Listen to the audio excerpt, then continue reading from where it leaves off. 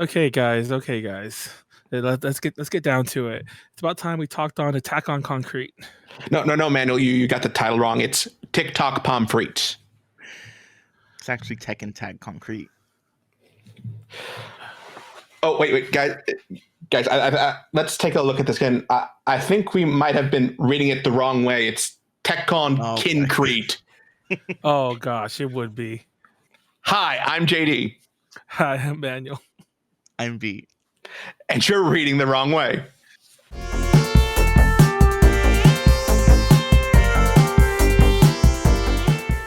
Okay, so welcome to this month's episode of Reading the Wrong Way, where we're reading Tekkonkinkreet by Taiyo Matsumoto. It's gonna be a theme this month, I think. I swear I didn't get his name on. It was supposed to be a joke, and now it's happening on purpose. Okay, I'm gonna just address the elephant in the room right now. I hate the title because it is Tekkonkinkreet. But I'm not sure if you guys are aware of this. That is a purposeful misspelling of Tekkonkinkreet. Yes, we were aware of this before we started reading it. Yes, I believe I pointed it out last episode. And it's not the fact that they kept the misspelling. I get that. Whatever. Why is it one word? That's because what pisses it looks me off. better visually. No, it looks cool. It does not. It looks like it is gibberish, but it looks like gibberish when it's one word. It looks like you cannot read that. The English language is not meant to be read as like this giant collection. It's not the English language. Exactly. Oh, it's a transliteration of a Japanese word. Tekken is it, but concrete is. The concrete is not like some weird obscure Japanese word that you might not know the definition of. No, it's concrete, as in the thing that makes up most cities is concrete, and it just what's this manga about? Kids in it. It's about concrete. Let me finish real fast. So, and this actually is the perfect segue. And when this manga first got released in the US, weirdly enough, very early on in its life, I think almost like in the 90s, it was retitled as Black and White, and I wish they'd kept that.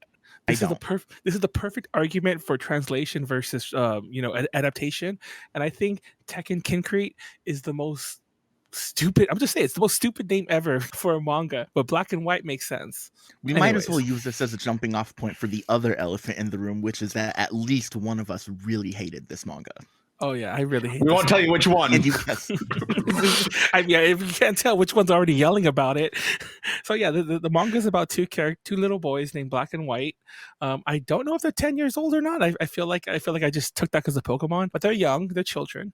I believe that it is mentioned that they're roughly 10 years old, but this manga is available on the Viz app, and there they describe it as punk rock meets fine art on the mean streets of Treasure Town. I wish they said a bit more about what actually goes on in the plot, but that's what they give us. No, you know why? Because this plot is deceptively simple, and I actually don't mean that in a bad way. Technically, okay, I'm gonna cut to the chase. Most of my notes are me complaining about how I don't get it. Then I went back and actually read it halfway through. Suddenly, it all clicked. I read the rest of it, and then I went back and read it again and added some more things to my notes. But part of me wishes I didn't do that second read through, so you would see the frustration I was writing in my first couple notes. I feel like that would just make you look bad. It's interesting you say halfway through, because halfway through there is kind of a big shift, and it's also even reflected if you look at the table of contents. The way I'm holding like the physical Viz omnibus version. So they have a table of contents page, and the top half of the page is white, the bottom half is black, and it splits right in the middle. And I remember thinking about that because when I was reading it, exactly halfway through, pretty much, there is a pretty big shift in the tone. Okay, where do we begin? We could begin with Skirmish 1. I love that too. I love that they're called skirmishes. I'll refrain from saying anything. That too? You hate that too? No, go ahead, hate it. I hate it. Welcome to our monkey house, a Kurt Vonnegut reference. Wait, no, you're joking. Welcome to the monkey house, a short story of his from the 60s, also later collected in a... This manga would reference Kurt Vonnegut. Oh my He's a respected author, Manuel. He's an extremely respected author. But he's also a very, what's the word I'm looking for? He's also that kind of author that... The kind of author who makes stuff that you have to think about and you don't like that. Yeah, basically, honestly. It's okay. Next month we'll read Naruto. I hope so. Well, let's move on. I'll try to stop interrupting. So yes, in Skirmish 1, welcome to our monkey house. We are off the bat introduced to our main characters of Black and White and the city they live in, which, as we said before, is named Treasure Town. It starts off with what I call like an Assassin's Creed moment, because it's just like a character looking at the city from high above. You get that kind of like Daredevil, Superman, Batman kind of moment where they're just like sitting up somewhere and listening to like the people on the street and how the city is, like the actual mood of the city. Is the mood of the city disconcerting? Because I immediately disliked the first image, and I'm being this is okay. I'll try to like actually tell you the reasons, because as soon as I opened it, I'm like, what is this, like, Felix the Cat, like 1960s cartoon where everything's leaning? No, not Felix the Cat, Fritz the Cat. Sorry. What is this Fritz the Cat, Ralph Bakshi looking city? It really put me off immediately because. Okay, I'll admit this is a bit of a stupid reason. And you don't like that. No, this looks very much like the European. I don't know. I can't think of the right term, but there's a European style of like comic books that look exactly like this. Part of me, as soon as one of my first notes is, this isn't going to be a manga. This is a European comic written by a Japanese guy, or written and drawn by a Japanese guy, because this looks exactly like that kind of thing. He's definitely taking influence from like all over the place, but it's still pretty firmly a manga. I hate this. I hate this two-panel. Okay, I don't hate it, but it does give you a nice precursor to what you're gonna get to in the rest of the series. So, well, if you're like to learn how, if you're like me, just stop here. Do. So yes, this panel that I just or this like page I just described is introducing us to Black, one of our main characters, and then we're introduced to White, who is very much Manuel as a 10-year-old, given how much he focuses on excrement, genitals, and boobs. My very favorite part of the next page is like, booby boobs go boingy boing. And I was like, that's funny. I actually wrote that in my notes. I really did. I actually put that, and I like this manga already. If only I knew how quickly that would last. Yeah, so we're introduced to these two. We've got Black, who's the serious one, and White, who's the not so serious one. The innocent one. Like lightly, simply. I'm not gonna lie. There is another part that drew me to the manga a bit more. There's a scene where the mob people are talking early on, and they mention Chakato. And Chakato, for those that don't know, he is a real person. He is a member of this group called the Drifters, who I knew of them before, but I had like deep dived into them for the sake of a panel I did a few months ago. So I was like, oh, okay, maybe I won't hate this manga. But yeah. Well, speaking of a panel you did, and something that I noted, like I wrote in my notes, the reference for you is where White says Chinese monkeys got to ride clouds to fly. Oh, exactly. That's in my notes too. I almost feel like this first chapter was like, Manuel, calm down. That 2-page spread of the Fritz the Cat City, there's more to it than that. I don't know if it kept going. I also was confused about that too, by the way. Thank you for bringing that up right off the bat. To this moment of us sitting here recording this, I'm still a little confused on how much powers these kids have. Are they just good at fighting, or are they actually superheroes? Like, I still don't know. I don't think it's meant to be very explicit that powers are going on here. Because they jump really high, but is that just meant to be a style choice with the way it's being drawn, or are they actually physically jumping higher than a human could? I don't think it's important. I know that's the kind of answer that you hate. Yes, I think that's very important. You can go look on like Tekkonkinkreet later for all your lore needs, but it's not important. But yeah, besides that, I have next to my notes, like, because they mentioned like the stray cats or whatever. I'm not sure if they're called the stray cats or whatever. They mention them as cats. They mention them as strays, but I think it's only tend to call them stray cats. I think the important part is that like they're known. They're known around the town as like these like hooligans, and people are aware of them. Not everybody necessarily, but sort of in like the criminal underground, like people know who these kids are, and they all have different names for them. But nothing happens in this chapter. I mean, we do also meet the police officers who are giving a weird good cop, bad cop interrogation while also discussing their personal lives. They don't really get anything, and the criminal is just as confused. Oh, I love the bad cop. Which was the bad cop? Is the bad cop the one who wants to shoot somebody? Because the bad cop just needs to be moved to the U.S. and join the American police force. Unfortunately, that's so very true. Just do that. You're fine. So I wrote their names. It was Fujimura and Sawada. I don't think we get them for a couple chapters, at least for Sawada. Oh, thank you for bringing that up. So this was actually one of my complaint as someone who I'll just say I love this manga. I think it's one of the best ones I've ever read. Spoilers. That was one of my things was that actually I don't feel like they got enough characterization, and it is kind of hard to remember their names at times. Yes, because thank you for actually clarifying that, because I was about to correct JD. I'm like, they are not named in this chapter. Like, okay, one is, Yeah. one is, but they are not properly named in this chapter, and that's actually a running theme throughout the entire manga. There are lots of characters to get introduced are not named until their second or third appearance. That annoys the hell out of me. It's like okay. I mean, it's Okay, bad for note taking, but it's whatever. It's no, not like a like, major thing. I don't know about that. Like, okay, you could talk about how, oh, it's a style choice, it's a this choice. It's bad writing. Fuck anything. The It's thing bad is, though, writing. this isn't a book. This is a visual medium where You, you can you, see you their know what he faces. means, B. But yeah, you know what I mean. It's bad writing. Like, no matter how you want to like square it away, nobody would tell you that you would not write a story like this. It's like, Like, I don't get it. I may not necessarily agree with him, but I think he means more storytelling when he says writing in this case. Yes, like this whole chapter introduces a ton of people. Obviously, some of them never become important, like some of these people in the jail. Like, I don't know who that bald guy is. Has he ever come back again? Like the cops come back a few times. They're a lot more prominent in the second half of the story, and it takes a long time for one of them to even get a name. So yes, Black and White are known around town as the stray cats because, well, they have no home. They just kind of wander around, and no one really seems to want them. But some people do take care of them, like stray cats. Do they eat out of a garbage can? Apparently not.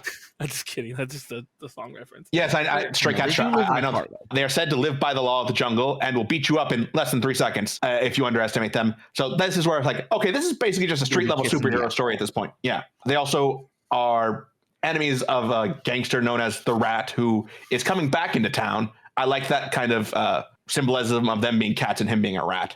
Yeah. And I do like the Rat. We don't get as much characterization of him until later, but I do really like the Rat as a character. As they an don't even give antagonist. his real name until the late, and then they change it so interchangeably. I actually was Yeah, confused but if you it was don't the same need his real person. name. He's the Rat. Everyone calls him the Rat.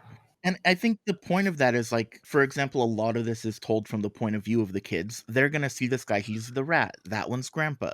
Other characters, adults, know the characters' names, but that's not important because we're from the POV of the kids. I was kind of thrown for a loop because they give Black and White pretty decent like characterization through their outfits. I feel early on, as in the first chapter, and I kind of assumed in typical cartoon manga, comic book even fashion, they're gonna wear those outfits throughout. So imagine my surprise, like in the beginning of the second skirmish, if you will, when White took off his hat. Like, he had like I forgot what he was wearing. Like I think it was an animal head of some sort. I forget what it was. I think it's a lion. I think it was a lion. I'm looking at. Oh wait, actually, it kind of when he looks took like a hippo. when he took it off, I was like, I did not recognize him. I thought it was a new third character.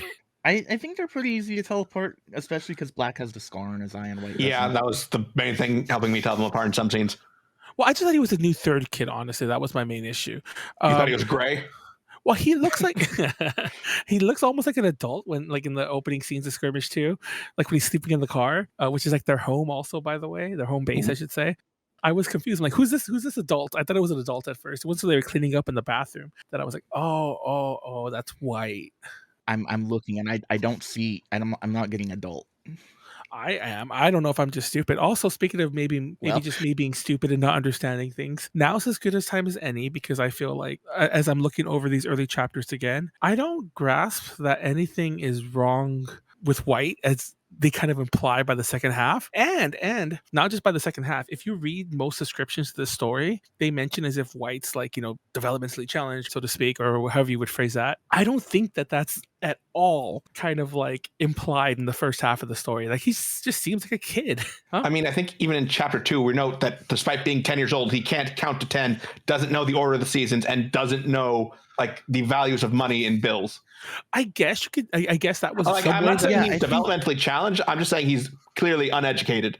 Exactly. Yeah. There's a difference between uneducated and the way he acts at the second half of the story. I mean, I assumed that he couldn't count to 10 because they just never went to school, Not to throw people under the bus, but I knew people in 6th grade in middle school who still could not properly count because they just like either were ignoring school or just had, bad home lives or what have you. So that part didn't throw me as anything odd. It's like, yeah, maybe nobody sat down and taught them. Yeah, but It's clearly trying to draw just by him saying like, "Hey, I can count to 10 now," is kind of like implying like this is not a problem that Black has. And they're essentially joined at the hip, so there's obviously a difference between the two. And just so I don't keep saying it, I think I'll just get to it now. I think one of the biggest complaints I have with this whole story is that there's no, especially because I think his manga has such smaller chapters, a smaller like space to get through. This is a thing even American comic books do. Most manga have like some sort of like a page, or like when the character first gets introduced, they'll be like Black, age 32, blah blah blah. Like they know this and this and this. And like this has, okay, actually this does give that This has some of sometimes. those, Wait, first of yes. Like at the 10th time they're introduced, when it doesn't matter anymore, and only for like 3 or 4 of the characters. That's weird. It's also like, if you're not going to do that, you have to like put that in, I think, better story wise. And also, if you have a huge character trait like that, that's what those kind of descriptions are for. Like I just feel like it's almost as if they're doing like a twisted, like, you know, J.J. Abrams, like, you know, mystery box kind of way. Like, For me, I didn't feel like it was a mystery. For me, I feel like I got it through context clues. Mhm. And I also feel like when manga does rely on a bio page like that, I feel like that's really weak writing, and I tend to have a negative opinion of the manga right off the bat when I see that. don't worry, we'll talk more about this the second skirmish right now. But my closing note for the first chapter is I literally have no idea what happened in that entire first chapter. Like as in, and I put as in the plot. And the next We one, learned who met the characters. I It's don't an think introduction that we manual. It's should not be that focusing difficult. on plot that much. Plot isn't the only thing that a story does. okay, thank you for bringing to my next point. So the issue with this Oh, boy. with manga, the issue with manga is that we have the luxury of reading this all as a book. We Oh, have we the talked about luxury. this. Yeah, we have the luxury of binging it like it's a Netflix show. This is not the way this is written. We have to. I feel like we have to remember these things when, you know, when we're reading things like this. This was not published as a giant thick volume that you could buy at Barnes and Noble the day it came out. No, it was not. This was published over the course of a year or so, and each of these chapters are meant to be like not self-contained stories, but they're each meant to be like, you know, you're supposed to get something out of each chapter. You can't have a chapter that But it tells is you nothing. serialized, and the thing is, you know when you're reading it that there's more and that it is serialized. Yeah, if you understand the first chapter, you can kind of understand that you're not going to get like a full introduction to your character. You're just introducing like the kind of setting you're in and what's going to be happening. Like thinking of, was it the opening to Raiders of the Lost Ark? You don't really get that much into Indiana Jones other than he's going to get treasure, he's going to go into ancient tombs, he's going to find something, and there's going to be danger. Okay, so let me bring up the next question. What's the plot so far at the end of chapter 2? Because there still is no overarching plot. The rat is coming back into town. I guess the rat, yeah. Yeah, so we know that like there's some kids who are doing crime, and we know there's a crime lord coming back to town, and that the cops are kind of noticing crime in general is on the rise. And my other thing too is I don't think that plot is that important. I'm sorry. I'm sorry. Like, is this a piece of entertainment, or is this someone's vanity project where they're just drawing pictures? Because it's like there has to be a plot. This just comes down to a matter of taste. Because first of all, there is a plot, but second of all, like I The think plot is that very it's simple. perfectly valid to pay attention to things other than plot and not worry if there is one right away or if the plot is a little bit looser. Because like there's characters, there's cool art. I'm like skimming over my notes in my with my, you know, like offhand on my side here. I actually have it written for the third skirmish. It's like, I am going to scream if they mention that White can't count to 10 one more fucking time. That is almost poor writing on its own, because I don't know if that they're trying to imply what apparently is the plot, that, you know, something's wrong with him, you know, developmentally or in his brain, whatever, however you say that. But why do they keep using that one example over and fucking over again? It just like pisses me off. Because it's something so simple that a 5-year-old should be doing it, and he's 10. It's important to his character. Yeah. Well, the rat comes back to skirmish 3, but finish skirmish 2. Is anything happening in skirmish 2? There is an ISBN here, 483870021. This is for the manga Blue by Kiriko Nananan. I thought that was interesting. I've never actually read Blue, but it's been like on my list for a while. Might get around to it eventually. It's gonna be as artsy as But this. Watch. I believe also a sort of, it's what? It's gonna be as artsy as this. Watch. Oh my god. We'll keep going. See, this is the thing where you see artsy as a bad word. We're never Okay. gonna agree.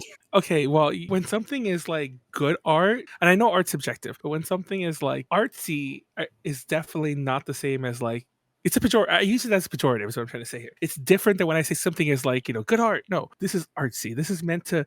This is like the Kurt Vonnegut of manga. This is something annoying. Kurt Vonnegut, one of the best American. Is he American or British? I actually forgot. This is Never mind. something. This is something that annoying college kid German. like starts talking about that they like that makes them sound special, that makes them feel special. I should say more accurately. Oh my god! Do you talk about the films of Akira Kurosawa too? And Akira Kurosawa is actually way better than this. But you get the point. Like, also, B, to your point, Kurt Vonnegut is American. Yeah, okay. I was pretty sure, but I was like, his name isn't quite American. But the point was, like, first of all, Kurt Vonnegut, one of my favorite authors. oh my god, That's gonna be fun. But I really like Cat's Cradle. Yeah, same. Cat's Cradle was the first I read by him. I still have my old copy from ages ago. But the other thing that now you've like derailed it. I forgot what I was saying. Hold on. Sorry. Oh. Well, like, no, but like, so for you see it as like people saying like, "Oh, I'm better than you for like liking this or whatever." Yes, for me, I'm just like, I like it, and it's not my fault if you didn't enjoy it or get it. I'm not trying to be like, "Oh, I'm so much smarter than you." I'm just like, I thought it was a pretty simple, easy to follow story, and you're like confused. Okay, I'll admit that the story is relatively simple, but only because I kept like something's happening, right? But it's because nothing's happening. like nothing's happening. Like I don't even mean that in a bad way. It's in like nothing's happening. Yeah, they're fighting, they're running through the town, they keep mentioning the rats coming back, but nothing's happening. Like nothing's moving forward. And I keep waiting for something to happen. And I'm like, are you serious? We went through another chapter and the plot hasn't actually like developed yet. We're still on intros, apparently. And we're still on intros in Skirmish 3 because that's when we fully get the rat. Because the rat shows up at the end of part 2, which I guess is the only big thing that happens. He shows up in part 2. I don't know, man. I don't know. And I even have it in my notes. I don't know why I have this written here. Is because I thought we were going to do this live, by the way. We were going to do this live at one point, like physically in person. I was afraid you would look at my notes. Blended the baby on that one. Yes, I was afraid you'd look at my notes. So I centered it in the bit because I was having my laptop out or whatever. So I centered it. It's like, I promise I'm trying my best here. So you don't just think I'm like all caps screaming into my notes.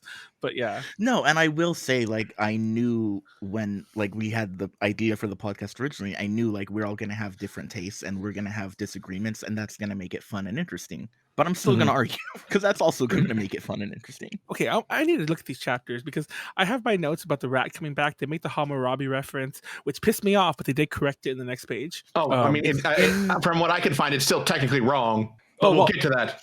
The Babylon. It is in Skirmish 2, I think, that we do get Suzuki is the rat's name, by the way. It's not that long into the story. Mm-hmm. Yeah, he arrives back in the city, says he wants to spread some rat poison to kids, which I assume mean getting them hooked on drugs or something. But he knows that there are still 2 defenders in this city, Black and White, which again, this is basically a superhero comic in some ways. It's funny because like the main plot still hasn't been revealed. I'm just gonna cut to the chase because it will take way too long. They're bringing in like these amusement parks, and it's the corporation that runs these amusement parks that ends up being the big bad. And Kitty Castle. It takes like 10 chapters for that to come through. When I started watching the movie, and I did start watching the movie, I told B this. I didn't finish it though. That happens a lot. I didn't know you didn't finish it. That happens a lot sooner. And so I feel like even the script writer for it, which might have been the same author, I don't know, they realized, okay, we can't like pussyfoot around the actual plot for 10 chapters. Well, a movie's a different medium. Especially when they only have 90 minutes to 2 hours to tell a story. Yeah, I'm sorry that they didn't have like 30 chapters to kick the can around for 10 of them. Just pussyfoot around. Also, sorry, listeners, the movie is somewhat historically significant as like the first anime movie ever directed by a Westerner. Okay, so fun and fact it's like about a big that. deal and stuff, and basically none of us watched it. Sorry. Well, it's impossible to get in the US legally. Yeah, I didn't watch it either, like fully. I didn't even know. And it was actually really hard. Thanks for bringing that up. It was really hard for me to even get it even illegally. We'll just put it like that. That was not an easy feat. But as soon as I put it on, as soon as I started watching it, I was all like, a white guy directed this. And I didn't know that yet. I didn't know that like we told you this last month, Manuel. No, you didn't. Found it. It's on Dailymotion. Well, maybe I just Googled it. Well, maybe he did. I don't remember that. Like, I don't remember that little factoid. But I went and looked it up. I'm like, yep, you could tell when you watch it like that. There is no way. And if I think this looks European, the movie is not anime as far as I'm concerned. It is as anime as The Hobbit is, in that it is an American production that just happened to use a Japanese animation studio. You could fight me on that if you want. He's a director working with a Japanese studio. I don't think there's... I'm done with I was just going to say, like, I can't fight you on it because I haven't seen it. It isn't about the movie anyway. Let's move on. Okay. So yes, we move into Skirmish 3, Cat and Rat and Dog and City. So it opens with a panel of 2 cats, 1 black, 1 white, followed by 2 panels of city showing how run down it is. You get a real good idea. This is basically your film noir city now. And then we see Black and White washing themselves at a public spigot. We then cut to the rat. I hated how Black's big hand in that shot. I hated that so much. I just wanted to throw it out there. Keep going. What here? Where he's saying, brush your teeth. Yes, I hated that. I do like the Kabukicho looking sign though in the next Oh, panel. because he's holding his arm up so the crow is gonna land on it. Yeah, I think the perspective is really weird in one of these panels. I think it might have been this one. it is. We then cut to the rat Suzuki in a meeting with the other Yakuza bosses, explaining the exact state of the criminal underworld in the city.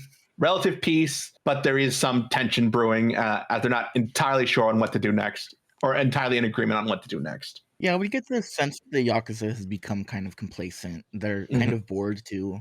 And then overseas entities are making moves. Some of them are accepting it. Some of them are fighting against it. And that's the big source of tension, especially when it comes to construction in Treasure Town. Yeah, and they mentioned the start of the whole kids castle thing. See, this is where this should have been in the first chapter. If the whole manga started here and we didn't get the first 2 chapters, I don't think we'd have missed anything. I'm actually really thinking that I don't think we'd miss anything. We would have missed the cops introduction. I think as far as plot goes and things important we need to know from here on out, except maybe I guess Black and White's names and that they fight. And even then they mentioned that here. It could have started at chapter 3. After that, I liked it better. I'm just saying, keep going. After that, it's Black and White eating at a restaurant. One of the workers doesn't really like their lifestyle. They're pretty infamous across town.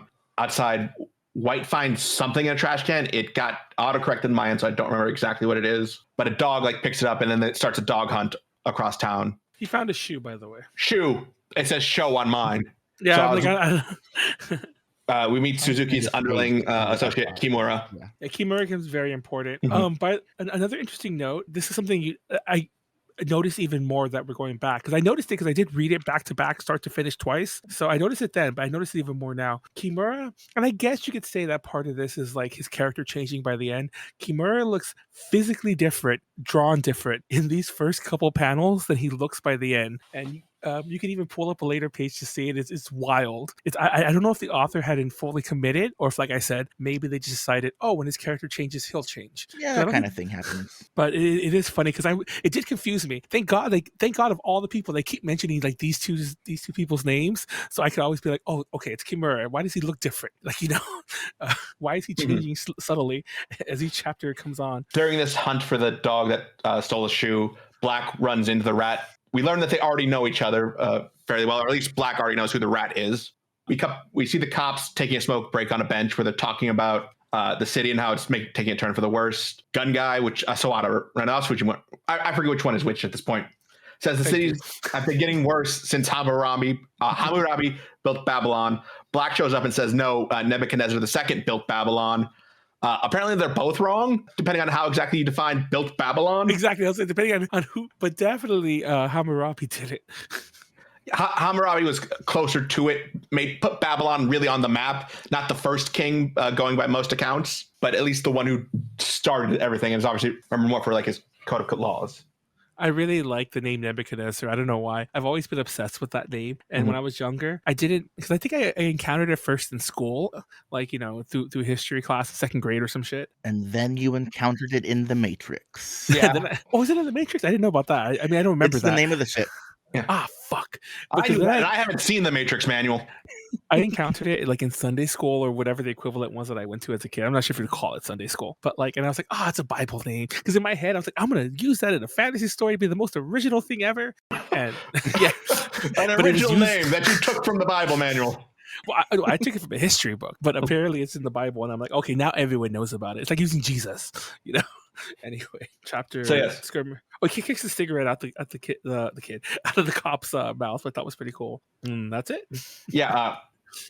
Apparently, the rat's been run out of town before by Black, White, and the cops. Cops also disapprove of the fact that the kids seem to settle everything with violence, which fair enough. Even offers to get them jobs, which, given the fact that they're about 10 years old, seems weird. Does the city have no social services or schools? Yeah, I was actually really confused. If they showed that very Kabukicho looking sign earlier, and I was like, "Wait, is this Tokyo? Are they just calling it Treasure Town?" I don't think it's explicitly meant to be a real place, but it's kind of drawing inspiration. Like, obviously, I came to the conclusion that it's just a made, especially when they start like building the kids' palaces or where they're called everywhere. Yeah. I'm like, okay, this is just fake. I mean, not fake, but this is just a fantasy setting. But for a while there, I thought it was like cyberpunk Tokyo, like Tokyo 2049 or something. Yeah, it's definitely a secondary world, but it's taking a lot from Japan. Chapter Skirmish 4 starts with a boxing match. I just hate the way the boxes are drawn. I hate the way the robot's drawn, and I hate the way the night scene is drawn. Because the night has a smiling moon, and that smiling moon is not like a painting on a wall. That smiling moon is in the sky, in the world. Yeah, because that's where the moon goes. Who draws a real serious night scene and puts a smiling moon and like sketchy little smiling moon star-shaped stars? And Soul Eater too, isn't there? It actually really pissed me off. I really was like, okay, this is think it's stupid. cool. What am I reading? What am I reading? It also shows up in Fire Force by the same author. Oh well, of course, the same author. The same author is gonna like has his head up his own ass. I'm sure after this was a hit or whatever. No, I meant but same author as Soul Eater. I thought you meant our This homeboy is- no, it's not. Taiyo Matsumoto. No. Fire Force also has a smiling moon. It's from the same author of Soul Eater. Okay. Those are a bit more lighthearted. This is like clearly meant to be like an artsy fartsy type, What are you? thought This piece. is the most lighthearted you can get. Well, most of it. It's a lighthearted it's a artsy fairy fartsy tale. piece. And actually, it's a fairy tale in the sense that it comes off as kind of lighthearted, but it also has a lot of like darkness under the surface. It's a fairy tale written by Kurt Vonnegut. Anyway. So yes, this chapter is mostly just a look at Treasure Town at night. We see the kids like pulling off or black pickpocketing one of the people at that boxing match. They just run into some other people, including a punks that call themselves a tribe. Their leader's name is Chocolate. I don't think we learned that for a few chapters, but I came back and wrote that just so I would remember his name. We actually do. I think we learned his name early on. We don't learn that his lackey's name is Vanilla until way at the We end. learned that way later, Yeah. And I just wish that they'd have said that earlier. I don't know why. I just thought that would have been funny. It does fit the theme. Like everything is kind of, there's black and white, chocolate and vanilla. There are many other examples of those. Some of them are in my notes for later. I can't really remember any off the top of my head. Mm-hmm. There's a lot of examples of that happening. Yeah, Chocolate's gang is basically being pressed by Suzuki into dealing drugs for them, but refuses. So my exact notes about Chocolate's gang, which by the way I liked. I wish there was actually more of these kind of plot points that happened in this story, but this is the only one we get, like this one other gang. But in my notes, I put Chocolate's gang looks like they came from the Double Dragon live action movie, which I don't know if anyone has seen but me. But there's a gang called the Splatterpunks. There's actually a couple gangs. There's a gang called the Splatterpunks that look very similar to that, and I'm like, oh look, it's them. Like Bobo leads them. But yeah, everyone go watch Double Dragon the live action movie. I love it. It's terrible. We'll do that for a Patreon episode. Yeah, we'll read the Double Dragon comic book that Marvel did. Anyway, reading the other way. I like on page 80 here. So White says, you get sad because you think about dying a lot, don't you, Black? And then it kind of just sits with it in silence for a couple panels. We are getting sort of the emotional like themes and arcs of these characters starting pretty early on. Honestly, this is one of the better chapters. Once again, start from 3 and 4. Like things felt like they were moving up for a minute here. Called Beware of Midnight Strolls, by the way. I don't think we mentioned that. Yeah, No. so at least things happened there. There were some, in my opinion, wasted panels, but plot happened and things moved along. We need to teach Manuel pacing, I think is what we need. Manuel, maybe you need to read Understanding Comics and maybe you'll understand it better. No, okay, so when we get to Getting Wilder Now, Getting Stronger Now, which I don't think is a reference to Rocky, but it reminded me of that. It bothered me that this little drawing for the cover of the chapter, because this looks like it comes from Beavis and Butthead, and they're just like, I don't know, like it just, I hate everything. To fight with one's own shadow. I hate it. Anyways. I don't think we've mentioned that the characters' names are actually Shiro and Kuro. Because that is on every single like chapter title page like that. It does say their names, Shiro and Kuro. Oh yeah. I just I know the author that, and then we're just translated into English. But yeah, they might be exactly that, but they're known as the pair of black and white. It's actually funny you bring that up. I didn't want to harp too much onto the whole black and white thing when I was complaining about the title, but I find it weird that they were so hardcore about Tekkonkinkreet, like staying Tekkonkinkreet, but they did not keep Kuro and Shiro. Like, I get that you want to know the black and white references, but like, I feel like that's such a, what's the word? That's such a keikaku thing to do, to keep the title. No, keeping the title is a keikaku thing to do. I think that the names are more important. And I get like, maybe put a notation when you first bring them up that Kuro is, is black and Shiro is white. They may have also just gone back and forth with the publisher about whether or not to translate their names and may have gotten the go ahead for it. Yeah, I just find that weird of all the things. It's like when a character is like, if a character's named Kuronek or something like that, and you translate it, oh, it's a black cat. It's like why'd you do that? And there's a lot of names in the world, like a character named Yuki. Why translate them? There's different Yukis, I know, but Yeah, why I was translate their saying. name to Snow? There are some Yeah, that and are I've gone the back and Snow forth on Yuki. whether the intention of the names too, and like usually you'd see like if it was written in katakana, you'd definitely translate it to English. Their names are written in kanji, I believe, on all the pages. So I'm like, well, it's But a decision the it. publishers made, and it is what it Yeah. is. they made some interesting decisions. I'd say chapter 5, or Skirmish 5, sorry, getting wilder now, getting stronger now. Starts with Black, once again, just looking out over the city from atop a telephone pole, while White is having a little space cadet conversation on a payphone. Yeah, this is Japan, Planet Earth, Officer White speaking. You see, now looking like I know that someone's gonna be like, looking back on this. Maybe Manuel can get the implication that something's wrong with White here. But once again, this just feels like something I would have I would have done as a kid, just for being stupid. You know what I mean? Yeah. Like you're 10 years old. You do stupid things, play stupid games. Well, silly is a better way to phrase that. Play silly games. Mm-hmm. Yeah. Then we get a conversation between Suzuki and Kimura about belief, essentially. Suzuki is apparently really into Eastern astrology, while Kimura at this point says he doesn't believe in anything. Suzuki says, well, you need to at least believe in love, and then quotes the Beatles. Yep, I have that in my notes too. All you need is love. All you need is a love. lot Manuel, of don't get us claimed. That song's very simple. Very, I mean, bold of you to say that Manuel's singing's good enough to get us claimed. no. Also, that's what I say next. Is like, come on. It's like I cannot hold that tune. This is where we meet Gramps, yeah. Yeah, meet Gramps. So we do kind of get this other gang though for a hot second here, bullying him for a minute, and they're like, I don't know if you guys ever played the game The Dempa Men for the DS, where you like get the people from the Wi-Fi signals or whatever. They look like the Dempa Men, and I'm like, I wish that because I was still hoping that this is gonna turn into like the Warriors for the rest of the manga. You know what I mean? Like, it's in like different gangs keep appearing, and I'm like, oh, we only get the one really, and then this one. Yeah, I liken them more to a Thing 1 and 2 from The Cat in the Hat. Oh, I guess because they're 1, 2, and 3. I guess that makes sense. Yeah. I think it's more of what references. I never really read the Dr. Seuss things. Oh yeah, and 3 seems to start every sentence with "I want to say." Oh, he does. I didn't even notice that. I want to say. I want to say. I wonder what that was in Japanese. Well, I assume it's just some other hard to translate Japanese phrase that actually they rough up this old man, but Black and White beat up the things. Black with a broom, White with a bowling pin. Yeah, and White's also sporting. White's sporting like a baby doll looking hairstyle, which I love. Keep going. Note that a lot of action here kind of happens in the gutter between panels, but it's still fairly easy to follow and can play out in your head fairly easy. I like that about the action and the art here. Yeah. Yeah, I will give it that. There's good direction when it comes to the fight scenes, and there are a lot of them. So thank God there is. This is not, and I hate that I get to compare everything to this. This is not Magic Knight Rayer's fight scenes. You know what I mean? Where I'm like, what is happening? Just compare everything as we read everything we read on the show. Is this Rare or not? Because the fight scenes are just as long and take as many panels, but I would go back to them and squint my eyes and stare and be like, okay, I'll just see who won because I don't even get what's going on here. You know what I mean? Okay. But here I can get the action. Yeah, we cut to Kimura again in his car. He has a chat with Officer Fujimura, who I'm going to assume at this point is the old one, because he calls him his old nemesis. To once again establish that he's not well liked and plenty of people want to see him in jail or dead.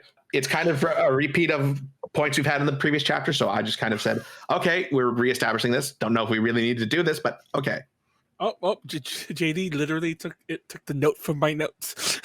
Thank you for that. No, I literally have it. My exact note is, why are they bringing this all up again? It's like they went from doing nothing to suddenly repeating things. Mm-hmm.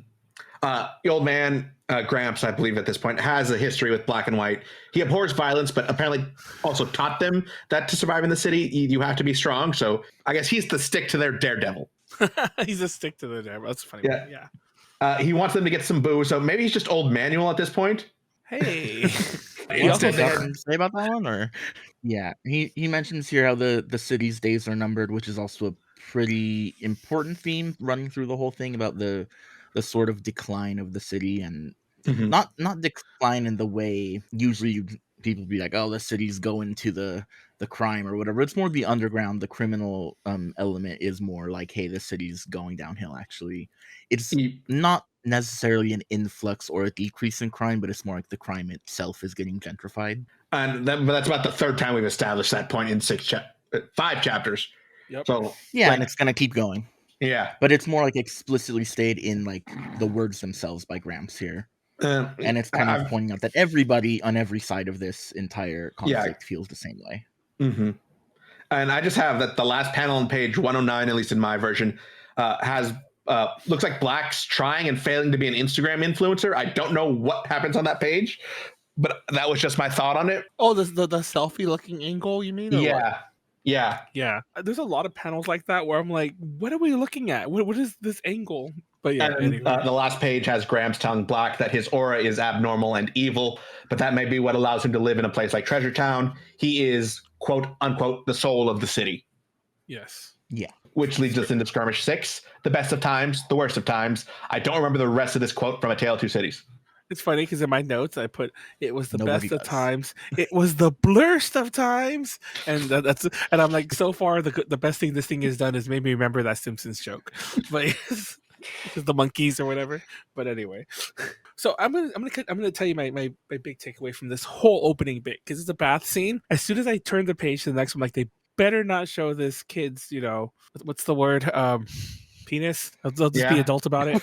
And I was gonna say something stupid there. I was like, they better show this kid's penis, and they showed the penis in a very Dragon Ball-ish way, and then he just starts playing with it like in the next couple chapters, and I was like, okay, I don't know about this manga anymore. And this is where it's explicitly stated that they're 10 years old also. Mm-hmm. Yes, exactly. And that's why I was like, damn it. It's not that he's weird about it. It's not sexual identity or whatever, but it's just like, I'm like, oh God, did we need this? Do I need one more thing to complain about? I think I complain about. I'm just let it go. But yes, this is the least. Well, of what's gone you here. can say I'm not going to complain about. I'm going to let it go now that you're done complaining about it. That's Manuel's MO.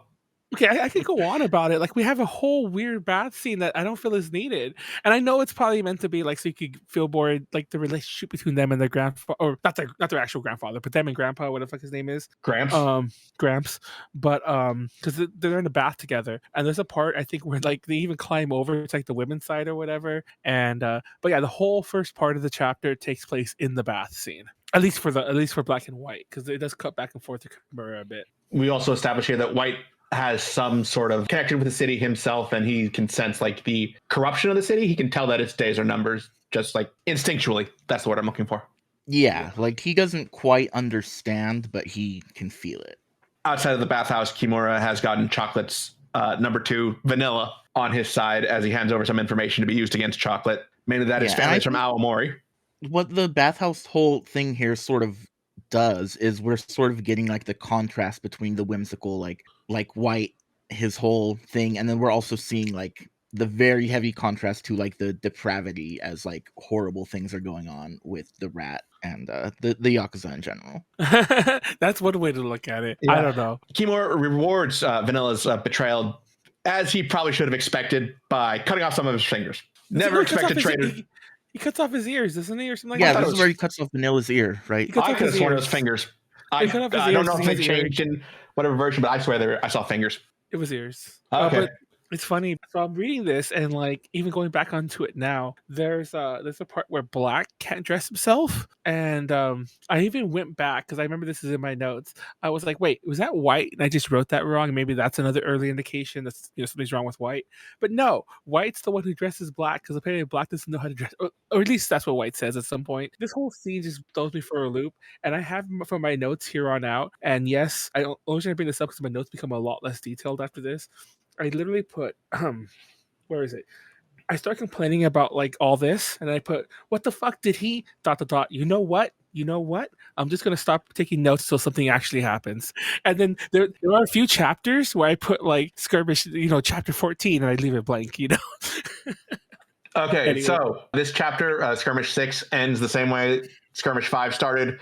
White's back on that payphone pretending to be a space cop. Really quick, I'm fairly certain here that is Black dressing White. Are you sure? No, he has the scar. No, he doesn't have the scar. Are you sure? Okay. No, he has a scar when he's eating the apple or fuck that. Okay, I'm not gonna lie, I could barely tell. That looks like because White's the one that's into the apple and wants to plant the apple. Yeah, But that does not look like White. They have different hair. But that's Black's hair. Okay. We know what you mean, Manuel. We know what you mean. Don't worry. Suffice it to say, I think that there's some confusion about this chapter thing. Yes. The only difference this time is that now White has planted an apple tree in like a little patch by their car and by the payphone. Which leads us into skirmish 7. We might start like going more broadly over these as we take up more time. But skirmish 7 is White cries. Yeah, they do this a couple times too. A later chapter is going to be called Black Cries, and they do that a couple times. But for now we have Chocolate actually is having a heart-to-heart with Gramps in the car. Or I guess it's not how the chapter actually starts, but it gets to there. Black and White spend a few pages beating up some carjackers who try and hijack the car that they live in. Or I think that's the one, or maybe it's a different car. I don't remember at this point. From the strange headgear, I thought they were robots, but they seem to be humans by the design. Yes. Okay. So I've been confused about the robot thing a couple times. Thanks for bringing that up. I have that one note first too, and then in my next note, I put, "Oh my God, spaced out. Stop saying the city's days are numbered," because they said that like 5 or 6 times already in the past 2 chapters. It's like, oh my, sometimes within the same chapter. And I'm like, stop. It's just like, I don't know if these phrases are more poetic in Japanese or something. Or maybe they wrote them in a more poetic way, but you can't just say the same thing over and over and over and over and over and over again. That's bad writing too. You know what I mean? It's like the count to 10 thing. And then unlike the count to 10 thing, they stop saying that like partway through, but they will keep saying the city's days are numbered. The city's days are numbered. And everyone says it. And it's just like, oh my God, let everyone say it once if you really want. Don't just have the same people say it 10 times in the same chapter, please. And I like how I got annoyed with that so early on. Yeah. Chocolate talks to Gramps. This is the scene B was describing about Black and White's reputation and how Vanilla has gone missing. That's where we learn Vanilla's name for the first time. And we also get to see the first appearance of the not Treasure Town. The Kitty Castle. Yes, there you go. Kitty Castle. It used to be a pachinko parlor. Yes, it looks wacky. Do they go to where they just hang out? And I'm confused about the geometry of where they're at, where everyone's always at. And I can't tell if they went inside the Kitty Palace or if they're just like hanging around it. I think they go inside because there's like the arcade area they're playing in, and I think they're hanging out on top of it. Like there's an observation deck. I just likened it to Treasure Town's version of Pleasure Island from Pinocchio. And then Kimura comes, he hits Chocolate with his car and gives him the ears. And what does the note say? Come to the office tomorrow night alone. Totally trustworthy. Yeah, owing you an earful. We see them like we do see that it's explicit that they're inside the tower because they're like up on the top in the sort of viewing part where they can see the whole city from up here. We also somebody actually on this page says that the city's days are numbered, which is a new sort of theme they're introducing. I'm gonna punch you, B. I'm gonna go to your house and I'm gonna punch. I wish we were in person. If we were in person, I would have stormed off at this point. I want you to know that you would have just heard some wrestling and it'd be like, oh, Manuel just walked away. Because I'm like, oh my God. And after like the ears are delivered to Chocolate, White is shown to be sad on top of the observation tower at the Kitty Castle, and hence White Cries our chapter title. City of Blood, Night of Stars. I feel like these are all references to something, and whatever this reference is, I'm sure is the most artsiest thing on this side of Tekkonkinkreet. But anyways. But the title is just a reference to steel reinforced concrete. I mean, well, that too, but I mean like City of Blood, Night of Stars. I'm sure that's a poem by like, I don't know. Robert Frost. Else, right? I don't know. Who do you think is artsy fartsy? Yeah, who else is really pretentious? Pretentious is the better word. I just not thought of, but I just realized is probably the better word I've been trying to describe, this whole piece of work. It's pretentious. So picking up basically where the last chapter left off exactly, Black and White meet Chocolate on the ground and confirm that, yes, those are Vanilla's ears. You can tell by the earrings, apparently, which puts Chocolate on the warpath with Kimura's gang, if necessary. He's gonna go. He's gonna have to go beat him up. What little turtle? I've been forgetting also. There's on page 148 where he says he can tell by the earrings. There's a little turtle. Oh, yeah. Right. There are animals like all over the place in the background. But here's one. It says the fucking animal. But yeah, the plot does start moving along a little bit more faster here. Unfortunately, like I said, at the end of the day, the plot's very simple. If we'd have got more of the warriors type things going on here, and I know that's just Manuel looking for any way to get a simple story out of it. Honestly, the story is simple, but to get a traditional story is the better way to phrase it. I'd have liked it more. It just feels like I feel like it's a pretty traditional like coming of age story. I feel like whenever the author had like a time to make the story to something more normal, quote unquote, whatever that means. He chose not to take it, and I'm starting to realize that my biggest issue with all this, and similar to the whole pretentiousness of it all, is that you need. I've used this saying a lot talking about movies, especially as an editor. It's like the editor's motto that, like, if you take any good movie and you shake it, like, 15 minutes will fall out. This is the epitome of the manga version of that. If I shook this manga, I'm not saying it's good, but if I shook this manga, like, half of it would fall out because you could tell the story in way less of a page count, and But I guess it depends what you're trying to do too. Because, like, okay, yes, the manga is a very, like, commercial product, obviously, but, like, sometimes you don't want to just do the, like, here, let me do the most basic obvious thing that everyone's done because that's how you tell a story. Bam, I'm done. It's fast and economical. Let's move on to the next thing. Sometimes you want to, like, live with it for a while. A good example is everyone kind of agrees that Akira is a really good manga, and I've read Akira from cover to cover, and there's some moments that are similar to Tekkonkinkreet in terms of, like, imagery and, like, things you read into. You know what I'm trying to say? Like, I don't know how else to put these, like, things that you don't, beyond surface level. But at the end of the day, it also tells a really, really, really good story that anyone can get into. This is if they only got the first part. So yes, can we get back on to actually discussing this chapter? Black doesn't like chocolate. He says he's a fool. He talks big. Yeah, Black is also somehow able to deduce basically exactly what happened with Vanilla's attempted defection. They say they're going to stay out of it, but I'm willing to bet money that they won't. Well, I'm also willing to bet money that Black's kind of, like, kidding about not liking Vanilla. Yeah, Chocolate comes as asked, and Kimura greets him by his real name, Takeshi. Kimura has arranged for Chocolate's mother to stay at a hotel in town under what I can only assume to be the watch of someone ready to kill her at a moment's notice. Then Black wakes up in the middle of the night, suits up. I'll take my money now, please. Also, only Kimura is only 25 years old. I would have guessed he was maybe a decade older just by how he was drawn. Oh yeah, notice how he's already drawn differently. If you still had that first page pulled up, he looks a million times different already, and I think he looks even more different as you go on. He just looks totally different, like in the scene where he's like, naturally, listen up, punk, I am a Yakuza. And, like, the way they draw him there, and that's also where they show his little, like, name slide. For the first time, by the way, the thing I was complaining that nobody has, he gets one, and I have it in my notes. I'm like, oh my god, why now? We've already seen him 10 times. We know his name. White wakes up, realizes Black isn't there, goes to Gramps, and then we see Black dropping in on that meeting through a window with his crow. I think I can never tell the difference between a crow and a raven by sight on his side. Definitely a bird. But he does have a bird sometimes with him to kind of show how moody this is, which leads us into Skirmish 9, Black Flies. Yeah, it's funny because I don't want to beat the dead horse there, but chapter 8 is a perfect example. Notice how quickly we went through what happened there, even though it was the same page count as the others, because, like, they really fluffed that chapter. Anyways, 9. Yes. So, B, do you want to describe this one? It's one sentence. Where are we? Skirmish 9, Black Flies. It's one sentence. Black Flies, Black attacks the Yakuza. White sings a song. I forget. For some reason I wrote in my notes what the song was about, but I can't read it because this is about the point where I stopped taking notes by hand. There's a crab on the street. Yep. What's funny? No, it's funny because I like how I made the joke that it's one sentence and you're kind of doing the one sentence version I've already written. Keep going. Well, because I'm not going through the pages now. I'm just going through what I wrote in my notes. Oh. Hey, Manuel, I have a question for you because I have it in my notes here. How much does a bottle of wild turkey cost? Oh, wild turkey is very cheap. Okay. Just because Black uses it as a weapon in this brawl when Kimura threatens him with a sword.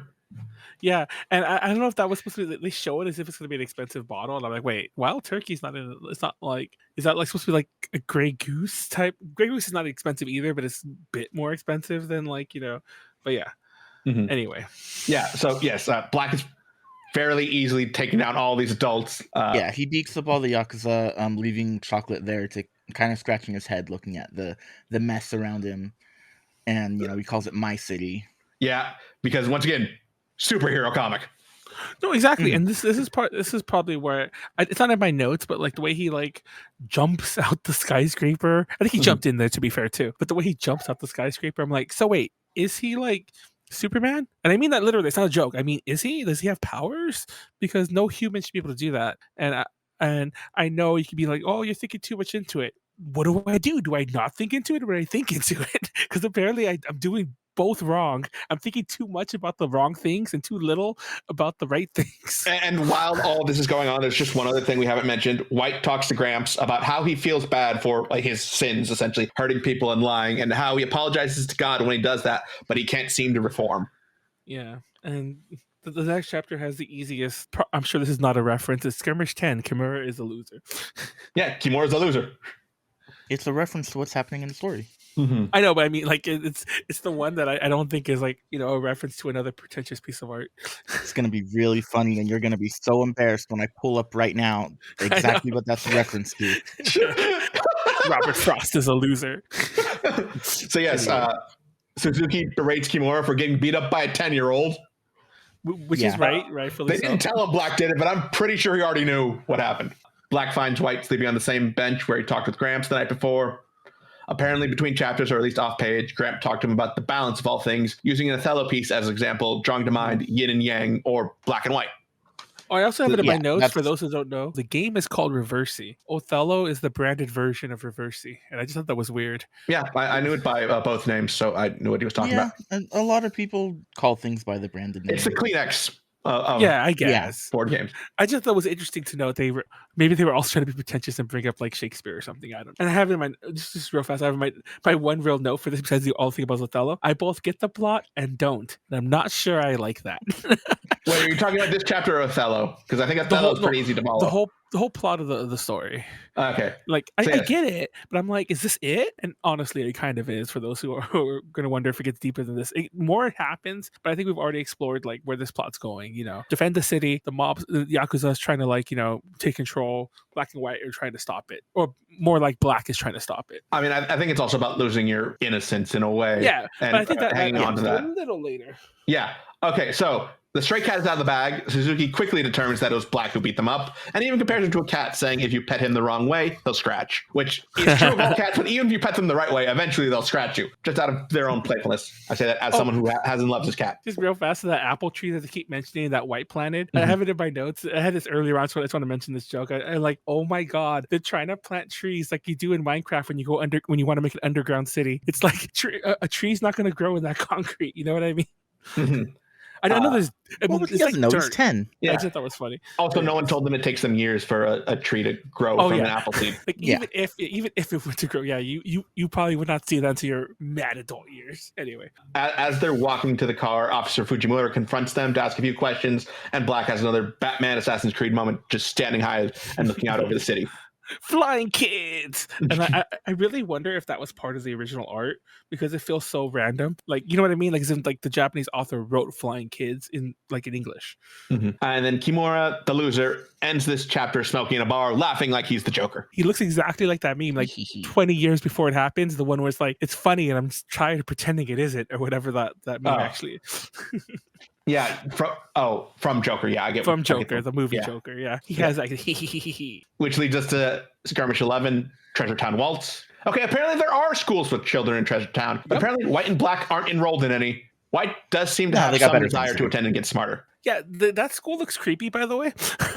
with the smiling faces in the front. Yeah, they sneak in after school to like play or whatever. Black beats up a kid to take his backpack and give it to White so he can at least pretend to be a school kid.